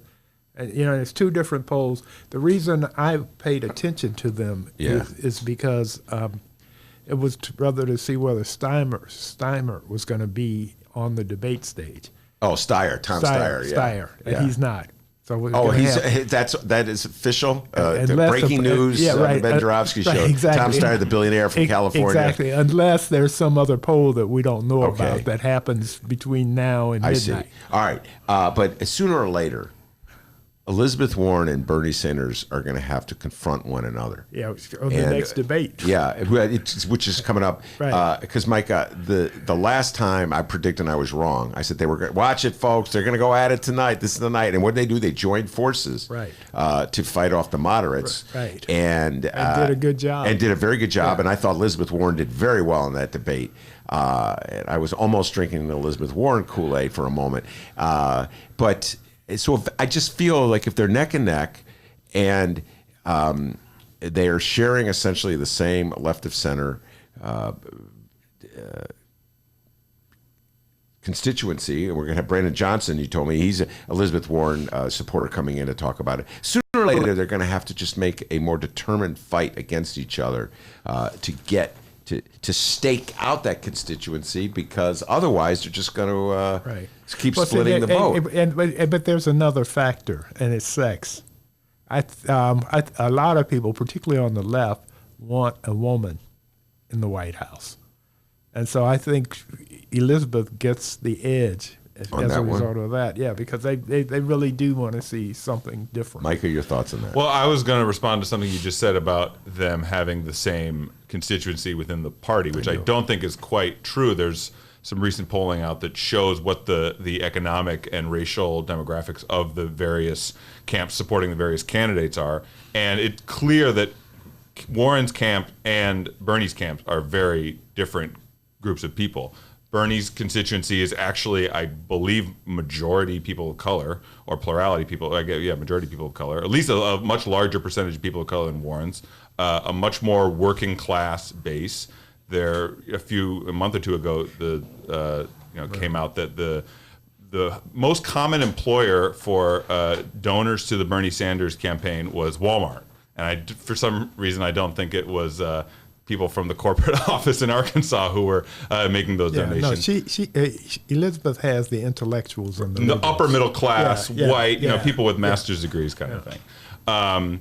And so I do think there's a different base to each, the supporters of each candidate. But it's hard to imagine them really going after each other. I mean, even in 2016, Bernie really did not, unleash the fire on Hillary Clinton in the way that he could have when he was debating with her on the stage. And he's made clear over and over again that he has a very fundamental respect for Warren, and I think it's shared either way. So it's hard for me to imagine the two of them really slugging it out on the debate stage, given the long-standing relationship. Let's picking up on what you said, and I read that very New York Times article that you were alluding to, and the theme of the article, Monroe, as Micah was saying, was that Elizabeth Warren is letting people in the Democratic Party know that she's not an extremist, that she can work well with mainstream Democratic politicians, that by electing her, they shouldn't be alarmed, that she's going to be concerned about the impact her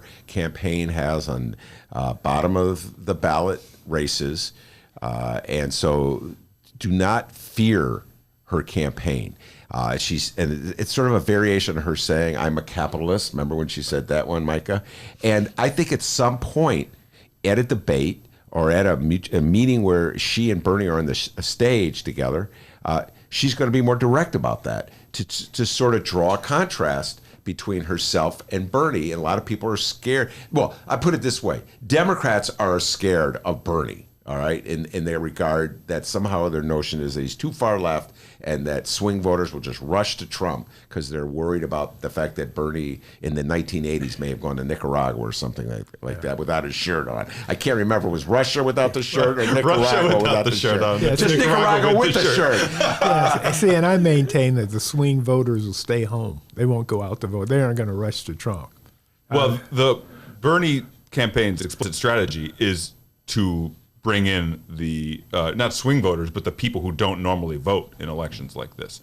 They're going out trying to excite people who normally are pretty dejected about American politics. That is what they're again putting forward a bold vision, a sort of this is not business as usual. We're doing something qualitatively different from what usually goes on in politics, and you should get excited about that. And they've seemingly had a lot of success in doing that. Versus someone like Elizabeth Warren, who, as you mentioned, is sending these signals to the Democratic establishment: you can play ball with me. I'm somebody who is demanding things that you and your party's big donors might not like, but I'm not an unreasonable person. Do you buy it, Monroe? Yeah. I think the art of politics is to be able to compromise, to bring people in who don't completely agree with you, but where you form some sort of coalition or not, and that's what she's in the process of doing. Bernie's more hardcore on that. I got to tell you, I'm all over the map on this one. The whole art of compromise, I understand that's how politics is played, but I think there's been so much compromise. I've been following what's going on in Newark. I don't know if you gentlemen have been following that, the topic of the water situation in New York and the mayor of Newark. And that's Miriam Baraka's son. Yes, I know that. Yeah. I know, very familiar with that. He's his son. Right. And he's not handling himself very well on this issue, where at one point he was assuring residents that don't worry, the water's safe, don't believe. He sounded Trump-like. Don't worry, the water's safe, you could drink the water, blah, blah. Now it turns out the water was never safe. Not just Trump, though. You remember Obama did that in Flint. At one point, reassured people that the water. Did Obama do that? Yeah, I can't remember. Am I having Obama amnesia? Is that a Breitbart moment? You're coming right back at me with Obama did it? I do not remember. Did Obama? I don't remember. We'll have to ask Brandon Johnson, knows absolutely everything about everything, whether Obama made that assurance in Flint. He's shaking his head. No, we're going to bring him on real soon. But so I do believe that the Democrats have been guilty of. When I take a look at Chicago politics, I really believe that's the case. Well, you can't use Chicago politics for anything. Chicago is in a class all of its own. Yeah, low class. Yeah, right, exactly, for sure. All right, that is Monroe Anderson. As I said, Brandon Johnson's on deck. We're going to bring him on, take a break. Micah will stick around, I'm sure. Brandon has already been outed on the show as an Elizabeth Warren supporter. I'm not sure if that's true. Is he nodding your head? No, he's not nodding his head. We may have Brandon setting the record straight when he comes on. We'll be right back after this.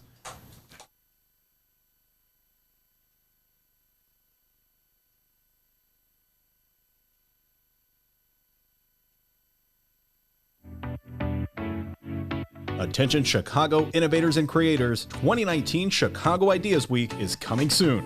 October 12th through the 17th, this annual Ideas Festival is back, and it's the largest, most affordable Ideas Festival of its kind. They bring in hundreds of thought leaders from around the globe and some local to share ideas and spark action all across Chicago. To get a better idea of what to expect, here's a bit of audio from last year's Chicago Ideas Week with special guest and Chicago comedian Hannibal Buress. The real reason I came home is just because I was traveling a lot anyway. I wasn't in New York that much, and I don't have a full-time job in New York. I work a lot, but I'm not in New York, so it was just like I don't need to be here anymore. And also I just wanted to work on different stuff here in Chicago. So I have this center that I'm working on the west side, Melvina Masterminds. It's going to be arts and then a tech program and after school programming for kids in the North Austin area. So just wanted to be back. There we go. October 12th through the 17th, it's 2019 Chicago Ideas Week. Tickets go on sale to members on August 22nd and to general public September 10th. Once again, if you're an innovator or creator in the city of Chicago or even outside the city, you must join us for Chicago Ideas Week, October 12th through the 17th. For tickets and event information, head to chicagoideas.com. That's chicagoideas.com, and we hope to see you October 12th through the 17th.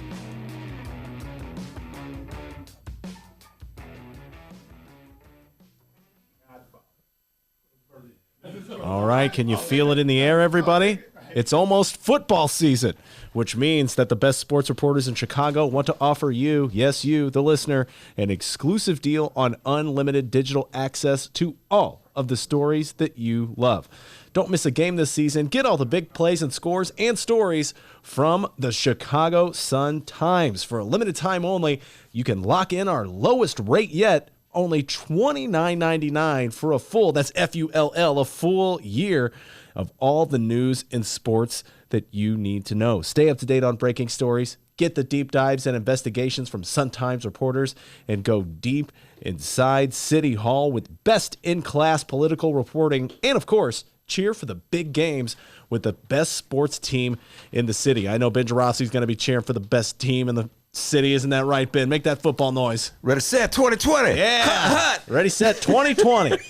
And ready, set, $29.99 for a full year of unlimited access. You cannot do better than that. Take advantage of this exclusive deal now at suntimes.com/Ben. Welcome back to the Ben Joravsky Show, live from the Chicago Sun-Times. Yes, indeed. Monroe Anderson has left the building. But Brandon Johnson, Cook County Commissioner, has entered the room and seated himself in front of the mic. Micah is still here. We're going to ask Brandon about his presidential endorsement. We're going to ask him about Obama in Flint and the water. We're going to ask him what grade to give Lori. Everybody's giving Lori Lightfoot a grade. We'll see what the commissioner from the Cook County Board from the West Side gives her. We're going to ask for a CTU update. How about that? Lots of things we're going to ask Brandon Johnson about as he's sitting right here. And Micah's going to be sitting right there firing questions at Brandon as well. So really looking forward to this. But before and also we'll ask him, since you brought up football, Brandon's a huge sports fan. We'll get his predictions about the Chicago Bears, his beloved Chicago Bears. It's something he shares in common with Lori Lightfoot. They both love the Chicago Bears, all right? So we'll get to all that. Before we do that, D, you got an update? Absolutely, I do. Brandon, I hope you brought a lunch. My goodness, that's a lot of talking you're going to be doing, my friend. All right, today marks the 100th day that Lori Lightfoot has been the mayor of Chicago. She gave a speech today. I have some audio of the speech. But not the speech. Well, she gave a speech today. Yeah, but not the Oh, speech. you're talking about tomorrow. The speech. What's that speech you're referring to in such an odd way, Ben? The budget speech. Wait. She's going to tell us how to solve all our problems. Go ahead. Yeah, now here's this speech from today. Someone's asking her a question.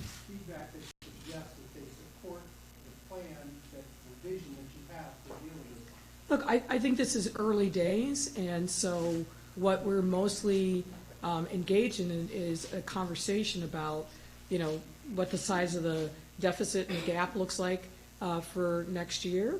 I think there's some jaw-dropping moments when we get to that part of the discussion, and we're filling them in on a lot of things that have been circulating and buzzing, and asking for their help. So it's a different kind of conversation, I think, than what maybe you're perceiving it.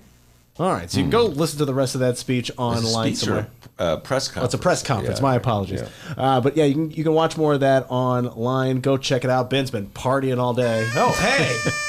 Put that thing away. It's so annoying. And also, too, find us on Facebook at Benny J Show. BENNY, the letter J Show on Facebook and Twitter. We are Facebook video live streaming at the moment. And hey, if you've yet to like the page on Facebook, go do it. We're waiting to hit 2,000 likes on the Ben Joravsky Show Facebook page. As soon as we hit 2,000 likes, we're going to have ourselves a Lori Lightfoot caption contest. All right? So if you've already liked the Ben Joravsky Show on Facebook, share that Facebook video live stream. Tell your friends. Go like the page at Benny J Show, BENNY, the letter J Show. Ben, spell that last name for him. Oh, I haven't done this in a while. I know. Jorav as in victory, SKY. What? Hey! In case I ever forget it, it's right here. There you go. Facebook video live watchers there. I have that just in case, Micah. You never know. Oh, and you guys talked about this earlier. Barack Obama, he did mention that about the Flint water. He took a drink of the water. I have audio of that as well. If you guys want to hear that, just hang tight with me. All right, here's our Breitbart moment. Oh, this thing wants me to pay an ad. All right, here we go. Let's see what we got. Oh, gotta hit it off mute. Live radio or podcasting. There you go. Generally, I have not been doing stunts here, but, Oh, he's drinking it. And this used a filter. The water around this table, was Flint water that was filtered. And it just confirms what we know scientifically, which is that if you're using a filter, if you're installing it, then Flint water at this point is drinkable. Okay, with a filter. Okay, we'll put an asterisk next to that. He had a filter, and I didn't mean to take us down a whole Obama Flint water rabbit hole here. I apologize. It's all right, but it was the filter. Let's just not forget the filter aspect of it. Right, but I think the image of Obama drinking Flint water is a little bit more powerful. Well, politicians have to do that. They have to reassure the public that they're on top of things. But I think that you run a risk if you go too far in that direction, Brandon Johnson, that you're burying the truth and you're exposing people to stuff that's dangerous. And so that's what I was getting as long at. as Brandon doesn't drink the water, just don't go to Flint and drink the water. Well, no stunts for me. I'll say that part at least. But as far as, as an elected official, reassuring people's confidence in the government's ability to deliver services, particularly public accommodations, that's the bare minimum in terms of my responsibility. If I can't confidently assure people who, quite frankly, pay my public salary, that the government is not only working, but it's working to solve crises. It's working to ensure people have opportunities. It's working to ensure safety. It's working to ensure that we eradicate, racism and all the other isms that harm people. Then why are you in the work? Absolutely. But I think to your point, Ben, stunts and going too far doesn't help our efforts either. We have to be very honest about where the government has fallen short. And that's why, of course, we're pushing for a more radical, transformational, bold agenda in this new progressive era, one that you've been fighting for the last 47 years. He loves throwing in the old guy. It didn't take very long, did it? It didn't take him long. Usually there's a compliment. Brandon's really shrewd. Yeah. Like he sticks some old guy dig in the middle of Ben, you've been my hero since I was in diapers. Oh, thanks, Brandon. I'm old. I've read all of your books, by the way, too. Yeah, he always loves to tell me that one, too. But when I think of to Rauner and the veterans home, where the veterans were dying because of the poison water and then the emails come out. I think it was the Sun-Times Tribune. I can't remember which one published the emails where the Rauner administration was like trying to figure out a public relations way to deal. So I know that my progressive friends and my Democratic friends love to trounce Republicans when they're guilty of bearing the truth. So when they put their political interests at the top, but fair is fair. You got to go both ways, because if people in Flint, Michigan, or Newark are looking to Democrats to protect them, and the Democrats are protecting their political interests as opposed to the people who are drinking the water, that's not very good for the people in Newark or Flint, Michigan. Or anywhere. I think that's right, Ben. And part of the work that I've been a part of for, I guess it's been, in the recent formation, the last 8-9 years, we've taken on the Democratic Party, particularly, my work with the Chicago Teachers Union. And what we've seen for the last 10 years, and we've seen a shift, obviously, but where you have had Democratic mayors and Republican governors, that's been the nastiest combination. We saw that in New Jersey, right, with Chris Christie and Cory Booker. You saw that plan being developed here in Illinois with Rauner and Rahm, that this has been the approach to administer austerity. Very harmful policies that have certainly, deeply impacted the working class folks, black, brown, white. And if we're not serious about critiquing both political parties, especially those of us who see politics through a more progressive, transformational lens, then we're being disingenuous. And I think that's the point that you're making. And truthfully, like, I don't give compliments out very often. And these days, complimenting white men could be a political liability for some people. But I think this is really one point. Where are you going with this? You know what I'm saying? Like, this is, you know, at some point I have to think about my own political career as I continue to make these type of statements. Yeah. But no, Ben, you've been on the front line, man, you know, really critiquing the machine, if you will, here in Chicago for a long time. And I think it's important that we recognize that President Obama, you know, was wrong on education. He was. He believed in privatization. We have to be honest that President Obama did deport the most, would-be immigrants in an entire generation and beyond, right? And there's been enough blame, don't get me wrong, to go around with both political parties. But I think what keeps us honest and humble is our ability to critique the party that we typically vote for, while also pushing back the extreme right-wing agenda. I think you can do both. Yes, I think you can do both, and it is a juggling act. On one level, I hold local officials, Brandon, and you may say I'm unfair to do this, to a higher level of accountability. I expect more. Part of the reason I was so disappointed with Mayor Rahm, your good friend, is that two could play that game, Brandon. Here we go. It's going to be a long 15 minutes. Part of the reason I was so hard on him is because he had the freedom, the luxury as the mayor of one of the most liberal cities in America to be really progressive. And he went the opposite direction. And so I really had a hard time dealing with that. Whereas I'm quote unquote easier with Obama, who basically had Rahm's same policy, at least on education. You're absolutely correct. And Arnie Duncan on education had the same policies, because I do realize they're in a different political climate. They have to deal with Republicans and moderates and swing voters, et cetera, et cetera. So, you know, there's a different standard that you have to hold them to. You're right about that, but I actually don't have a problem with your critique. In fact, what I've learned in my first 9 months as an elected official is that I actually believe that we should have higher expectations for our local elected officials. And I've done it as an organizer, but what I can say, and it's hard to admit this, to be perfectly honest with you, I don't want people in my district or anywhere to take this the wrong way. I don't think we require enough from our elected officials. And again, in these first 9 months, there have been asks of me that, quite frankly, Ben, have not been that dynamic. And what worries me about that is that, of course, I am tethered to a deep movement that ultimately holds me accountable. But if we don't demand enough from our local elected officials, it's how you can end up in a very stagnated political space. And so someone like Rahm, who comes in having served 2 black presidents. I had to think about that one. Right. Yeah, you lost me out. Yeah, Toni right. Morrison, thank you. Yes. Yeah. Bad. That was wrong, by the way. Yeah. And came in with a 70% approval rating. The city had been governed by one family for the last 50 years, whatever the numbers were, and that there were high hopes and expectations. And not only did he fall flat, it's been miserable that he doubled down on racist policies that have forced the exodus of black families, the closing of the largest number of schools in the history of America, the gutting of the housing authority, where you've literally seen like $500 million, if not more, piled up while families are seeking refuge right here in the city of Chicago because it's not affordable any longer.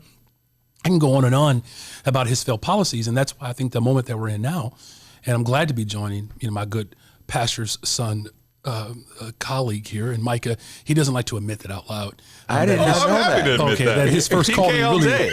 his first calling was to actually win people to accept Jesus Christ as their Lord and personal Savior, and now he's on a deeper mission, of course, is to expand socialism across America. One and the same. We're talking about the same mission That's here. exactly the 2 fish, Man, the you 5 know a loaves. lot. Well, it's part of my responsibility as a social studies teacher to know not just history, but the people that you're working with. I see. But seriously, like we have an opportunity in this political moment to push a bold, progressive, radical agenda. We still are in that moment. And unfortunately, we have local elected officials, some of which, of course, that I serve with, that are more comfortable with the status quo, maintaining a certain decorum without pushing for real bold change. And it's why we're here, though. It's why I believe I was elected. I mean, Ben, I was in T-shirts and hoodies a few years ago. Yeah, and now look at you. I know. I'm surprised you didn't take a dig at the fact that I actually wore a suit today. Oh, you're looking which good. I would make my grandfather very proud as he rested No in peace. tie, though. Well, I got to draw the line somewhere. I think the last time you were here, you were well dressed as well. All right, now moving aside from the moment from local issues, we'll come back to them. We'll talk about the Chicago Teachers Union. We've been talking a lot about them over the last couple of days. But you said you were going to make an announcement regarding the presidential race. So you got a microphone in front of you. Make the announcement. Yeah, Elizabeth Warren for President of the United States. I'm endorsing her today.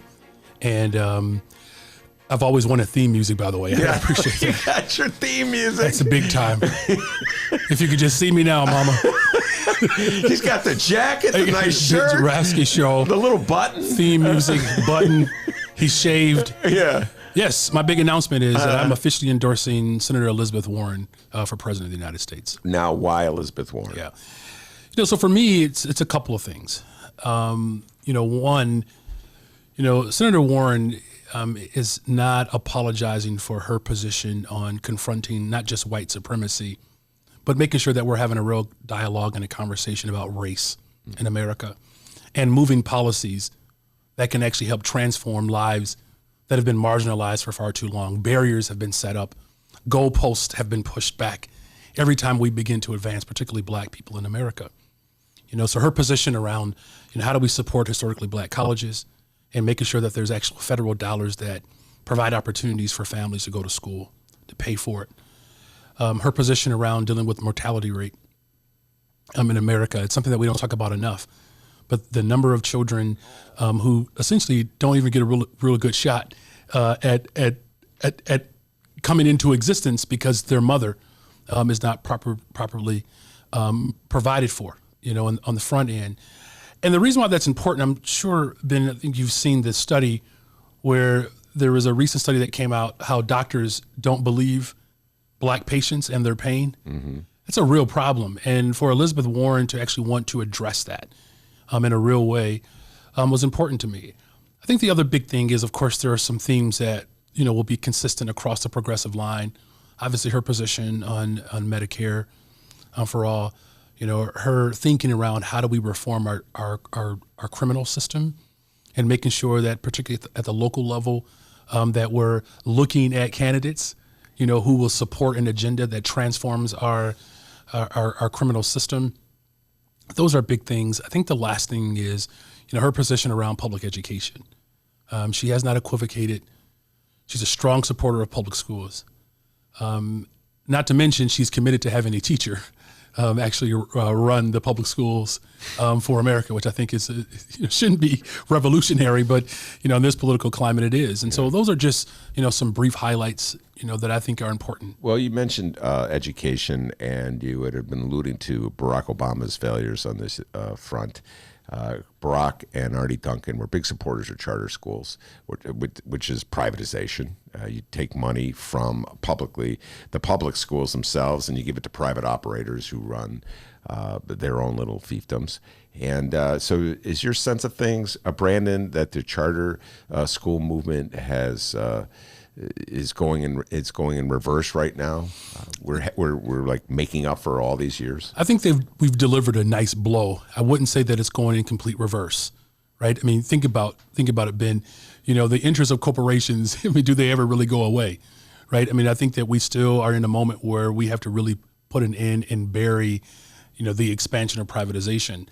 Do I believe that our work has certainly paid off? Absolutely. We've eliminated the Charter School Commission here in Illinois.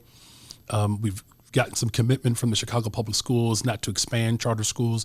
You're seeing a breakout across America nationally where you have teachers rising up, teacher voices that are rising up, teachers, unions are rising up.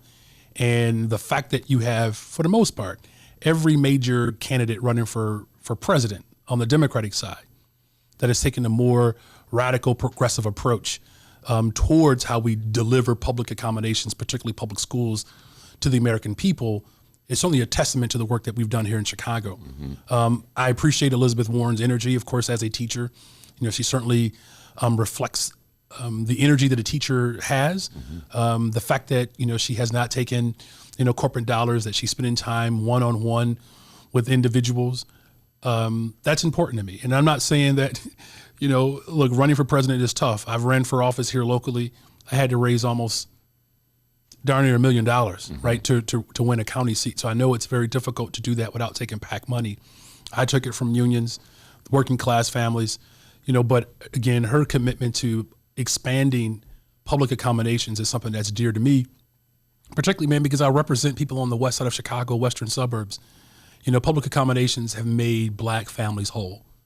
Public accommodations have made white folks whole, right?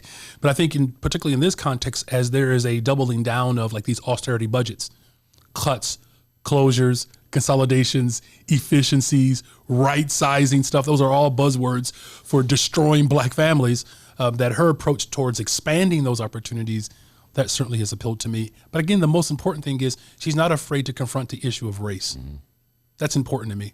You can't not have a conversation in America without having a conversation about race explicitly. Micah, before we go to break and then change the subject to local issues, you're sort of our Bernie guy in here today. What's your response to what Brandon's had to say? Well, I have no real substantive disagreements with a lot of what Brandon just said, especially taking credit for the sea change in how we talk about public education in America. I think that started with the Chicago Teachers Union going on strike in 2012 and really changing. Less than a decade ago, the Democratic Party was at a very, very different place than we're at right now when it comes to public education and charter issues. And I come from everything I'm about to say with also great respect for Brandon and for the union and for everything that he and they have done on that front. I would just say that I think that given on that issue, for example, public education, the way we got to a transformed political conversation was through working class, rank and file Chicago Teachers Union members going on strike and withdrawing their labor and telling Rahm Emanuel, no, you're not going to shove this kind of corporate reform down our throats. And I think we need more of that in all kinds of different forms around society in order to make the kind of changes that we need. And I think that is something that Bernie Sanders believes very strongly. I don't think Warren would say she disagrees with that. I just think that that's been more of a focus of the Sanders campaign thus far is trying to sort of lift up those kind of struggles and stoke more of them. And that's why I think that Sanders is a stronger candidate. But of course, I agree with almost everything that Brandon said about Warren and do respect her pretty greatly. Look, Bernie's a good dude. I mean, no one's gonna. And I was a Bernie delegate. You were a Bernie delegate. You're a Bernie bro. I was I don't know if I was a Bernie bro. I don't know if he had bros back then, because we were just kind of we were barely wrangling ourselves together. Wait, time out. Of 2016, the place was crawling with Bernie bros. Did we actually have that term, bros? Yeah. Oh, did we? All right. So somehow I missed that. So maybe that tells you where the genesis was, that it did not happen with black people. And again, like in all fairness, and this is not a dig on Senator Sanders. I mean, but this is an area that he does struggle with. He does. He struggles with the ability to have a real honest conversation with something that he has said openly that he is not necessarily in favor of these what he would classify as identity politics. And just my critique to that is, though I agree we need a working class movement. I agree with that, but you don't have a revolution if you can't convince black people. Well, the 1619 Project tells you don't have democracy in America without black people. Say it out loud. Don't be afraid to actually draw lines in the sand and say that if we're going to make our country whole, we have to protect the very people who not only built this nation, but continue to support a particular party, election cycle after election cycle, and that every bad policy that has come from Republicans and Democrats, the people who have been impacted the most by it have been black families. We need all candidates to say that. And that's something that I'm convinced that Senator Warren will be a leader, and not just that conversation, but again, moving policy that actually brings healing and wholeness to those very families. All right, that's Brandon Johnson. Mike is in the studio as well. We're going to take a brief break, come back, and talk about some of these local issues. I already alluded to them. Lori Lightfoot's 100 Days and the Chicago Teachers Union confronting Lori Lightfoot over the issue of more nurses, more librarians, and more counselors in the public schools instead of money spent on TIF programs. We'll be right back. It's the butter cow, which has 9 hearts to represent the 9 essential nutrients in milk. That's right, it's made entirely out of butter, and it's a state fair tradition since at least 1922. Today's Ben Joravsky Show was brought to you in part by Chicago Architecture Center. Get to know your city on one of Chicago Architecture Center's 65 walking tours. Hear the unforgettable secrets and stories behind Chicago architecture from our expert docents. Book your tour at architecture.org/tours. Now, if you'll excuse me, I'm actually on a tour right now. Oh, wow, look at that building. Get a special discount for Illinois residents from July 15th to August 15th. All Illinois residents get 50% off select walking tours. Visit architecture.org/IL-resident. The issue of gun safety, of course, is that the NRA has us in a chokehold. But so do the pharmaceutical companies, so do the health insurance companies, so do the fossil fuel companies, and so do the defense contractors. And none of this will change until we either pass a constitutional amendment or pass legislation that establishes public funding for federal campaigns. But for politicians, including my fellow candidates, who themselves have taken tens of thousands and in some cases hundreds of thousands of dollars from these same corporate donors, to think that they now have the moral authority to say, we're going to take them on, I don't think the Democratic Party should be surprised that so many Americans believe yada, yada, yada. It is time for us to start over with people who have not taken donations from any of these corporations and can say with real moral authority, that is over. We are going to establish public funding for federal campaigns. That's what we need to stand up to.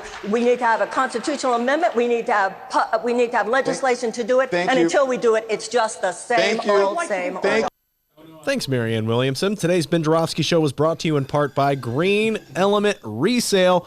It's located at 6241 North Broadway in Chicago, and people, it is badass. Furniture, appliances, books, shelves, candles, you name it, they got it. It's a thrift shop, but it's the only thrift shop in Chicago that brings you the Ben Joravsky Show. So if you are ever on Broadway between Granville and Devon, stop in and say thank you to Green Element Resale, 6241 North Broadway, and you can find more information at greenelementresale.com. Do they have candles? Oh, yeah, they do. Ben talks about them every day. He loves the candles at Green Element Resale. It's Green Element Resale. Go there and save money, money, money.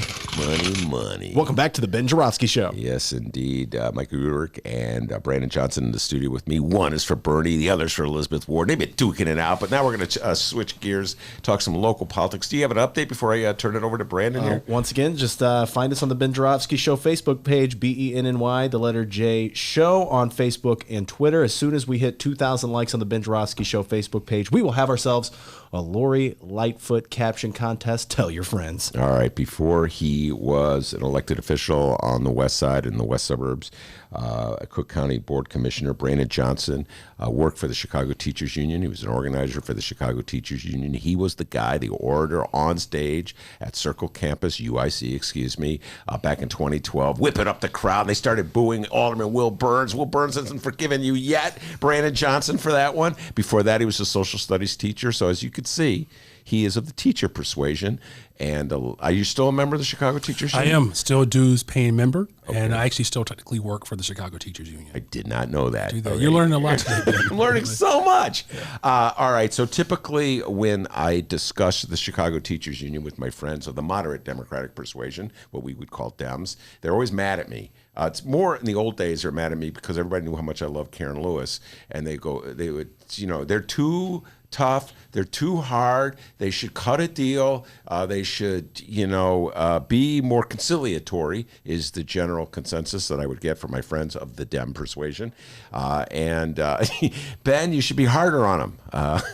And I have my own thoughts about that, but let's get your thoughts about where we stand right now. That same general theme is being uttered again as the teachers. It seems as though they're not willing at this moment to sign on to a deal with Mayor Lightfoot, even though she says it's a very generous contractual agreement. What are the sticking points right now, Brandon, between the CTU and Mayor Lightfoot? Well, first of all, there's nothing in writing.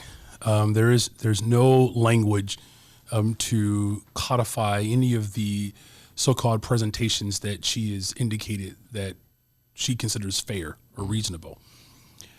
So that's the first thing. The second thing is the mayor of Chicago ran on the very platform that made her candidacy possible. You mentioned Karen Lewis. You don't elect a black woman openly gay in Chicago if you do not have a Chicago Teachers Union that's led by Karen Lewis. This moment has been brought to you by a movement. The fact that she ran on that message and is now distancing herself retracting is disappointing, and it's short-sighted on her part.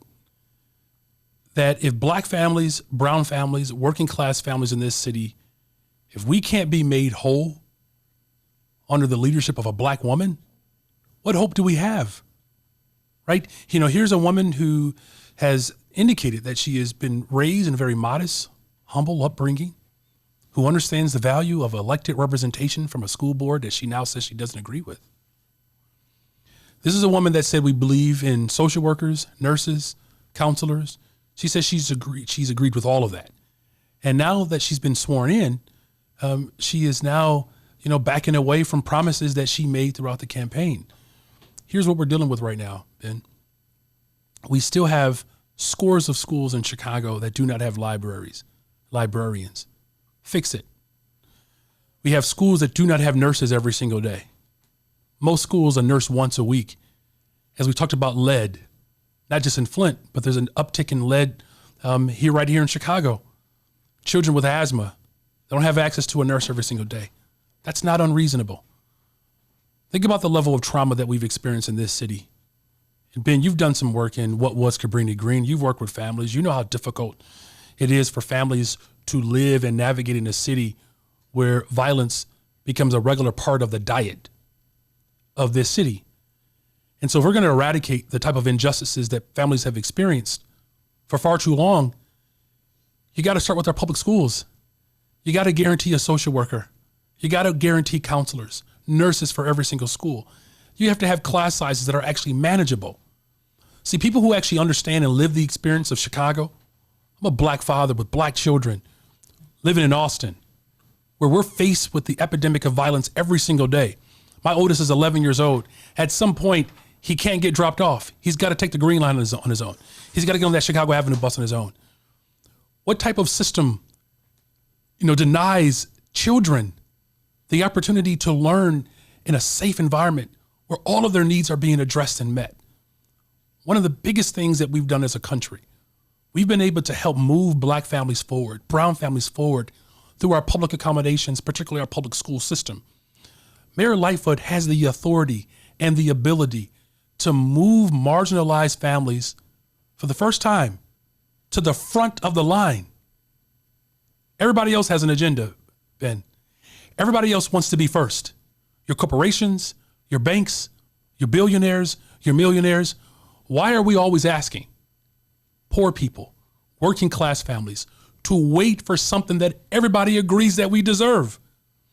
So you can't just pop off and say, while you're running for office, that these things are just and they're right. And then when you have the ability with the stroke of a pen to institute a corporate head tax, a LaSalle Street tax, she's got options, declaring our TIFs to actually go to the taxing bodies that actually generate the revenue in the first place to secure basic needs for families. We're not talking about chandeliers or every kid having a saxophone. We're talking about making sure that children have access to a nurse every day, a social worker, a counselor, and to ensure that class sizes are manageable. That's not unreasonable. That's justice.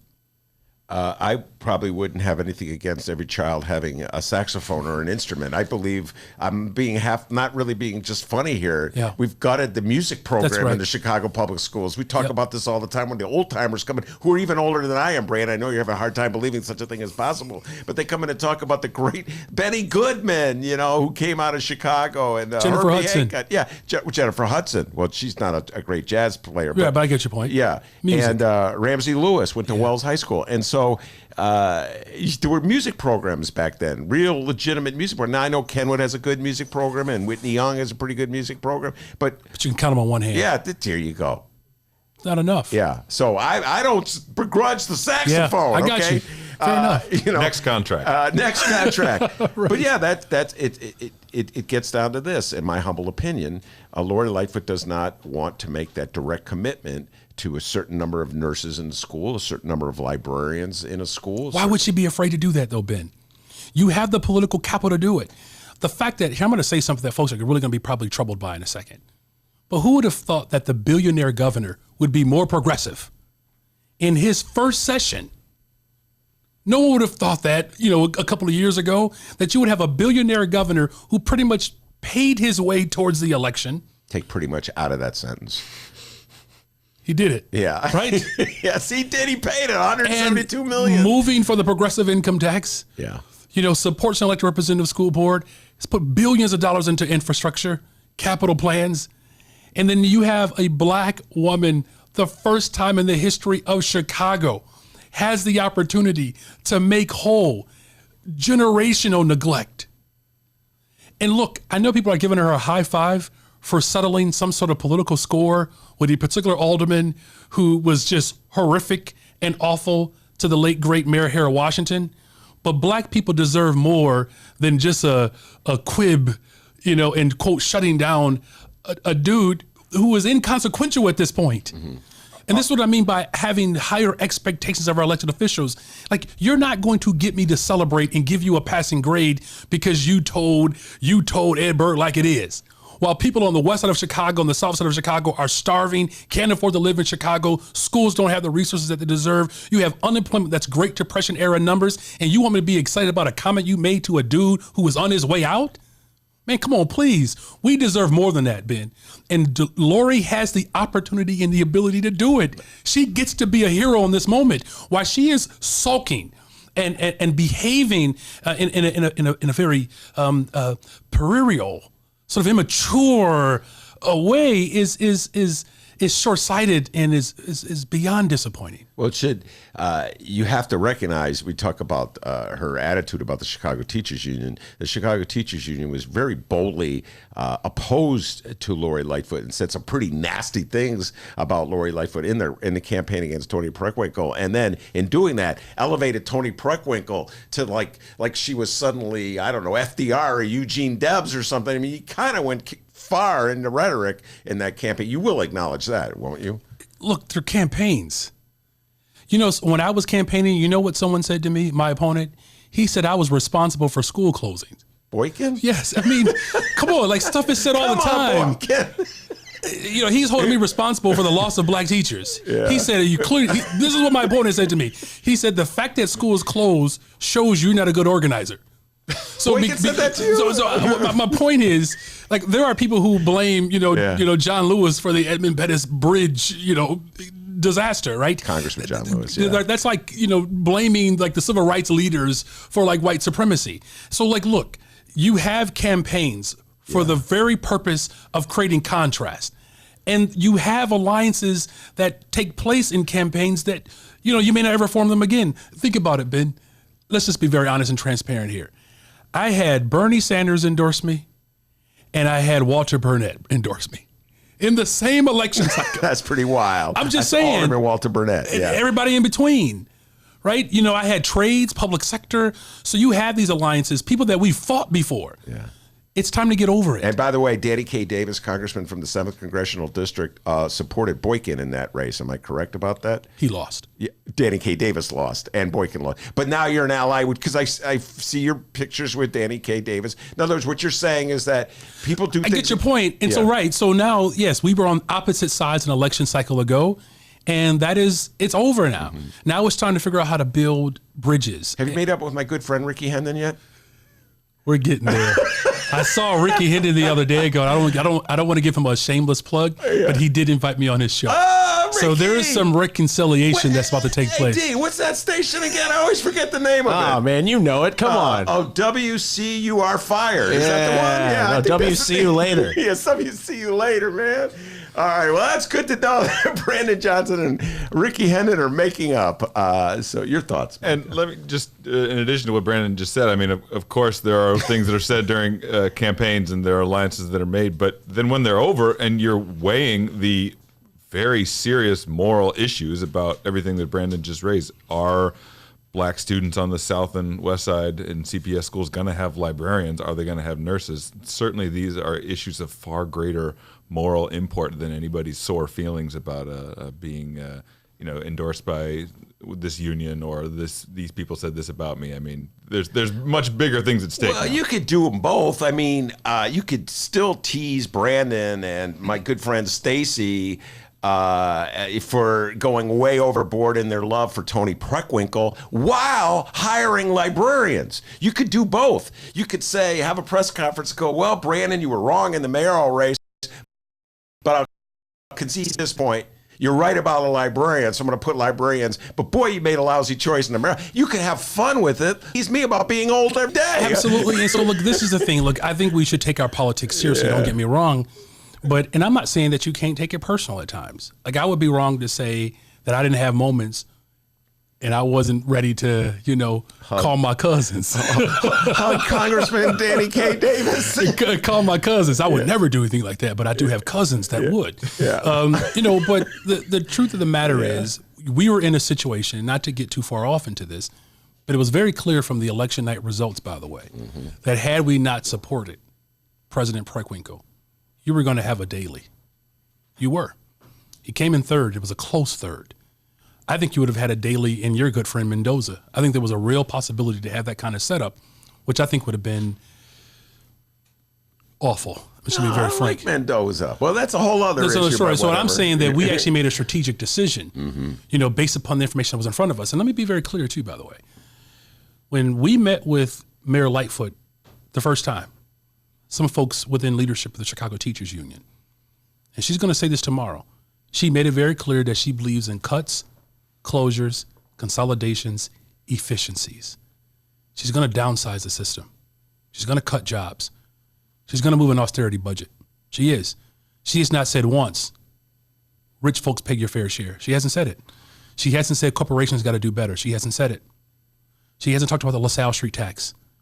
She hasn't talked about expanding democracy for families here in Chicago for elected representative school board. And so people might think or believe that our presentation was extreme, but what we're seeing right now is a very extreme presentation from a mayor who is more committed to austerity budget, which is cloaked in white supremacy. Be very clear. The whole point of austerity budgets is to take public accommodation, dollars that should be distributed for the 99%. Those accommodations to be gutted, to be eliminated from the sphere of access for families, that she is committed to cutting those services and making sure that those dollars that should be designed for the public good get into the hands of the wealthy. The fact that she is actually fighting against the lawsuit that is literally taking billions of dollars away from taxpayers is all the evidence we need to know exactly who we're dealing with. The lawsuit he's alluded to, of course, is the one filed by Amisha Patel, Grassroots Collaborative, and Raise Your Hand Coalition against the Lincoln Yards TIF. Brandon, as we sit here, we come to the end of this show. Do you have any sense of, will there be a strike? Do you think that are there any signs that Lori's negotiators are willing to bend on some of these issues? What's your sense of this? We're at the table every single day. Just like in 2012, Ben, we know this is a big deal. We don't want to strike. As I mentioned, my children are getting ready for school.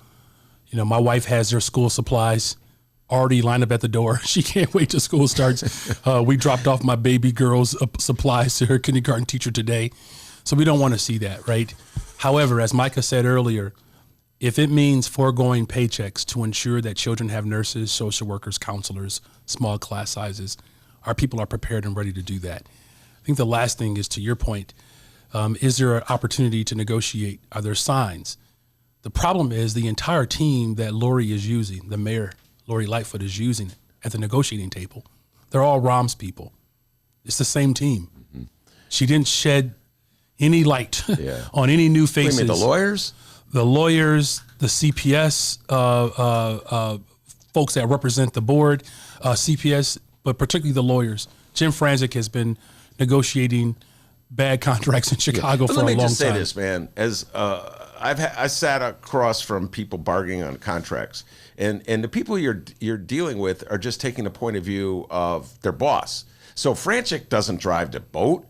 It's Rahm tells Franchik through, here's what I want you to do. Don't give an inch. And these lawyers, they'll argue A today and B tomorrow. So if Lori Lightfoot woke up tomorrow and said, you know what, I listened to Brandon Johnson on the Ben Joravsky show, and he's absolutely right.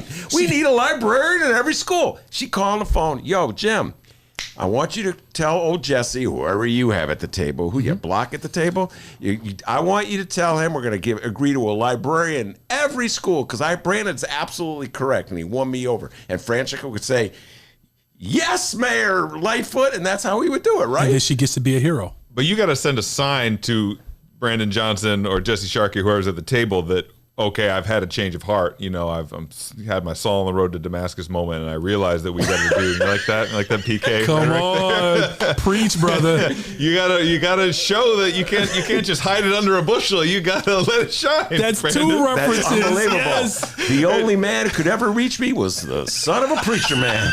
Yes, he was. I'm sorry, Dusty Springfield. I love you and every girlfriend I've ever had who sing that song at some point. But you got to show people that you've had a change of heart. That you got to have real signs that you're going to approach this in a different way, and you've realized that that you're showing them that you're going to fight for these nurses. You got to fight for these libraries, whatever. And the way to do that is to send.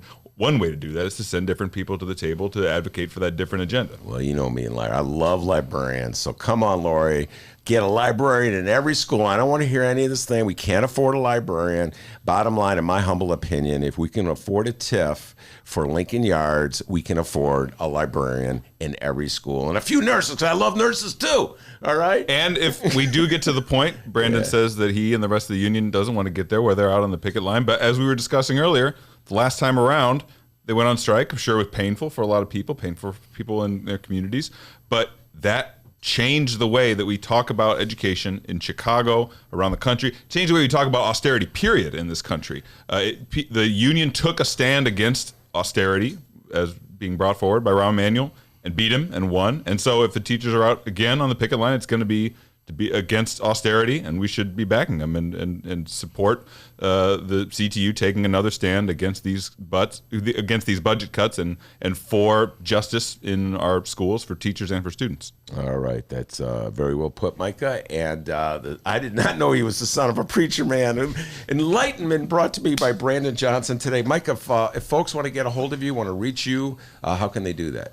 On Twitter, MICAHUETRICHT, but I prefer they go read jacobinmag.com. Okay, and he's got that big book about Bernie Sanders that's going to come out really early soon. 2020, yeah. And Brandon will somehow forgive him when it's President Warren in the White House. Brandon, folks want to get a hold of you? Yeah, they can tweet me, Brandon CCD1. It's Brandon CCD1. You can go to my Facebook page as well, Brandon Johnson. Brandon, there. Very good. Brandon Johnson. We didn't even get a chance to talk sports. That's the next time. Brandon, go Cubbies. Go Cubbies. Oh. I thought you were a White Sox fan. Man, please. All right. Brandon Johnson, Michael Uterick. I also want to thank the great, the immortal, the legendary Monroe Anderson. We've been here so long, Miles has left to go back to college. So that's my guy, Miles. He did a great job as always. And, of course, the man, the myth, the legend behind the board. When I was a little girl, I remember singing this song. This little light of mine. I'm going to let it shine. We've said it's time to bring in the light. All right. And it's sure shining on all of us tonight. Let it shine. Let it shine. Let it shine. All right. Thank you very much. What are the people chanting in the background is Brandon Johnson? Either that or the people who also watched Rocky Balboa take on Drago. I mean, that kind of reminded me of his political speech. And if I can change, and if you can change, remember that speech? Yeah, everybody I can't believe can change. You're quoting Rocky. Unbelievable, Brandon. Let it shine. Have you seen, by the way, Once Upon a Time in Hollywood yet? I have not. Oh, Run, Don't Walk. All right. Anyway, I was going to say the man behind the board. You know what they call him back home in Alton, Brandon? Do you know that? They call him White Lightning. Yes, indeed. The man, the myth, the legend. Give yourself a raise, Dr. D. Take it out of petty cash. See you tomorrow. Take a chill pill, man. Hey, and remember, you can download previous Ben Joravsky shows and Benny J bonus interviews at both Chicago Sun-Times and Chicago Reader websites, chicago.suntimes.com/pages/Joravsky, chicagoreader.com, and wherever else you download your favorite podcasts. Downloaders, you know we live stream this program, right? It's true, we do. Tuesdays through Fridays, 1 until 3 p.m. Central Time. Once again, at both Chicago Sun-Times and Chicago Reader websites and the Chicago Sun-Times YouTube channel. We now Facebook video live stream. Go check that out. And while you're on Facebook. Give us a like. When we hit 2,000 likes on the Ben Joravsky Show Facebook page, we will have a Lori Lightfoot caption contest. We'll see you tomorrow.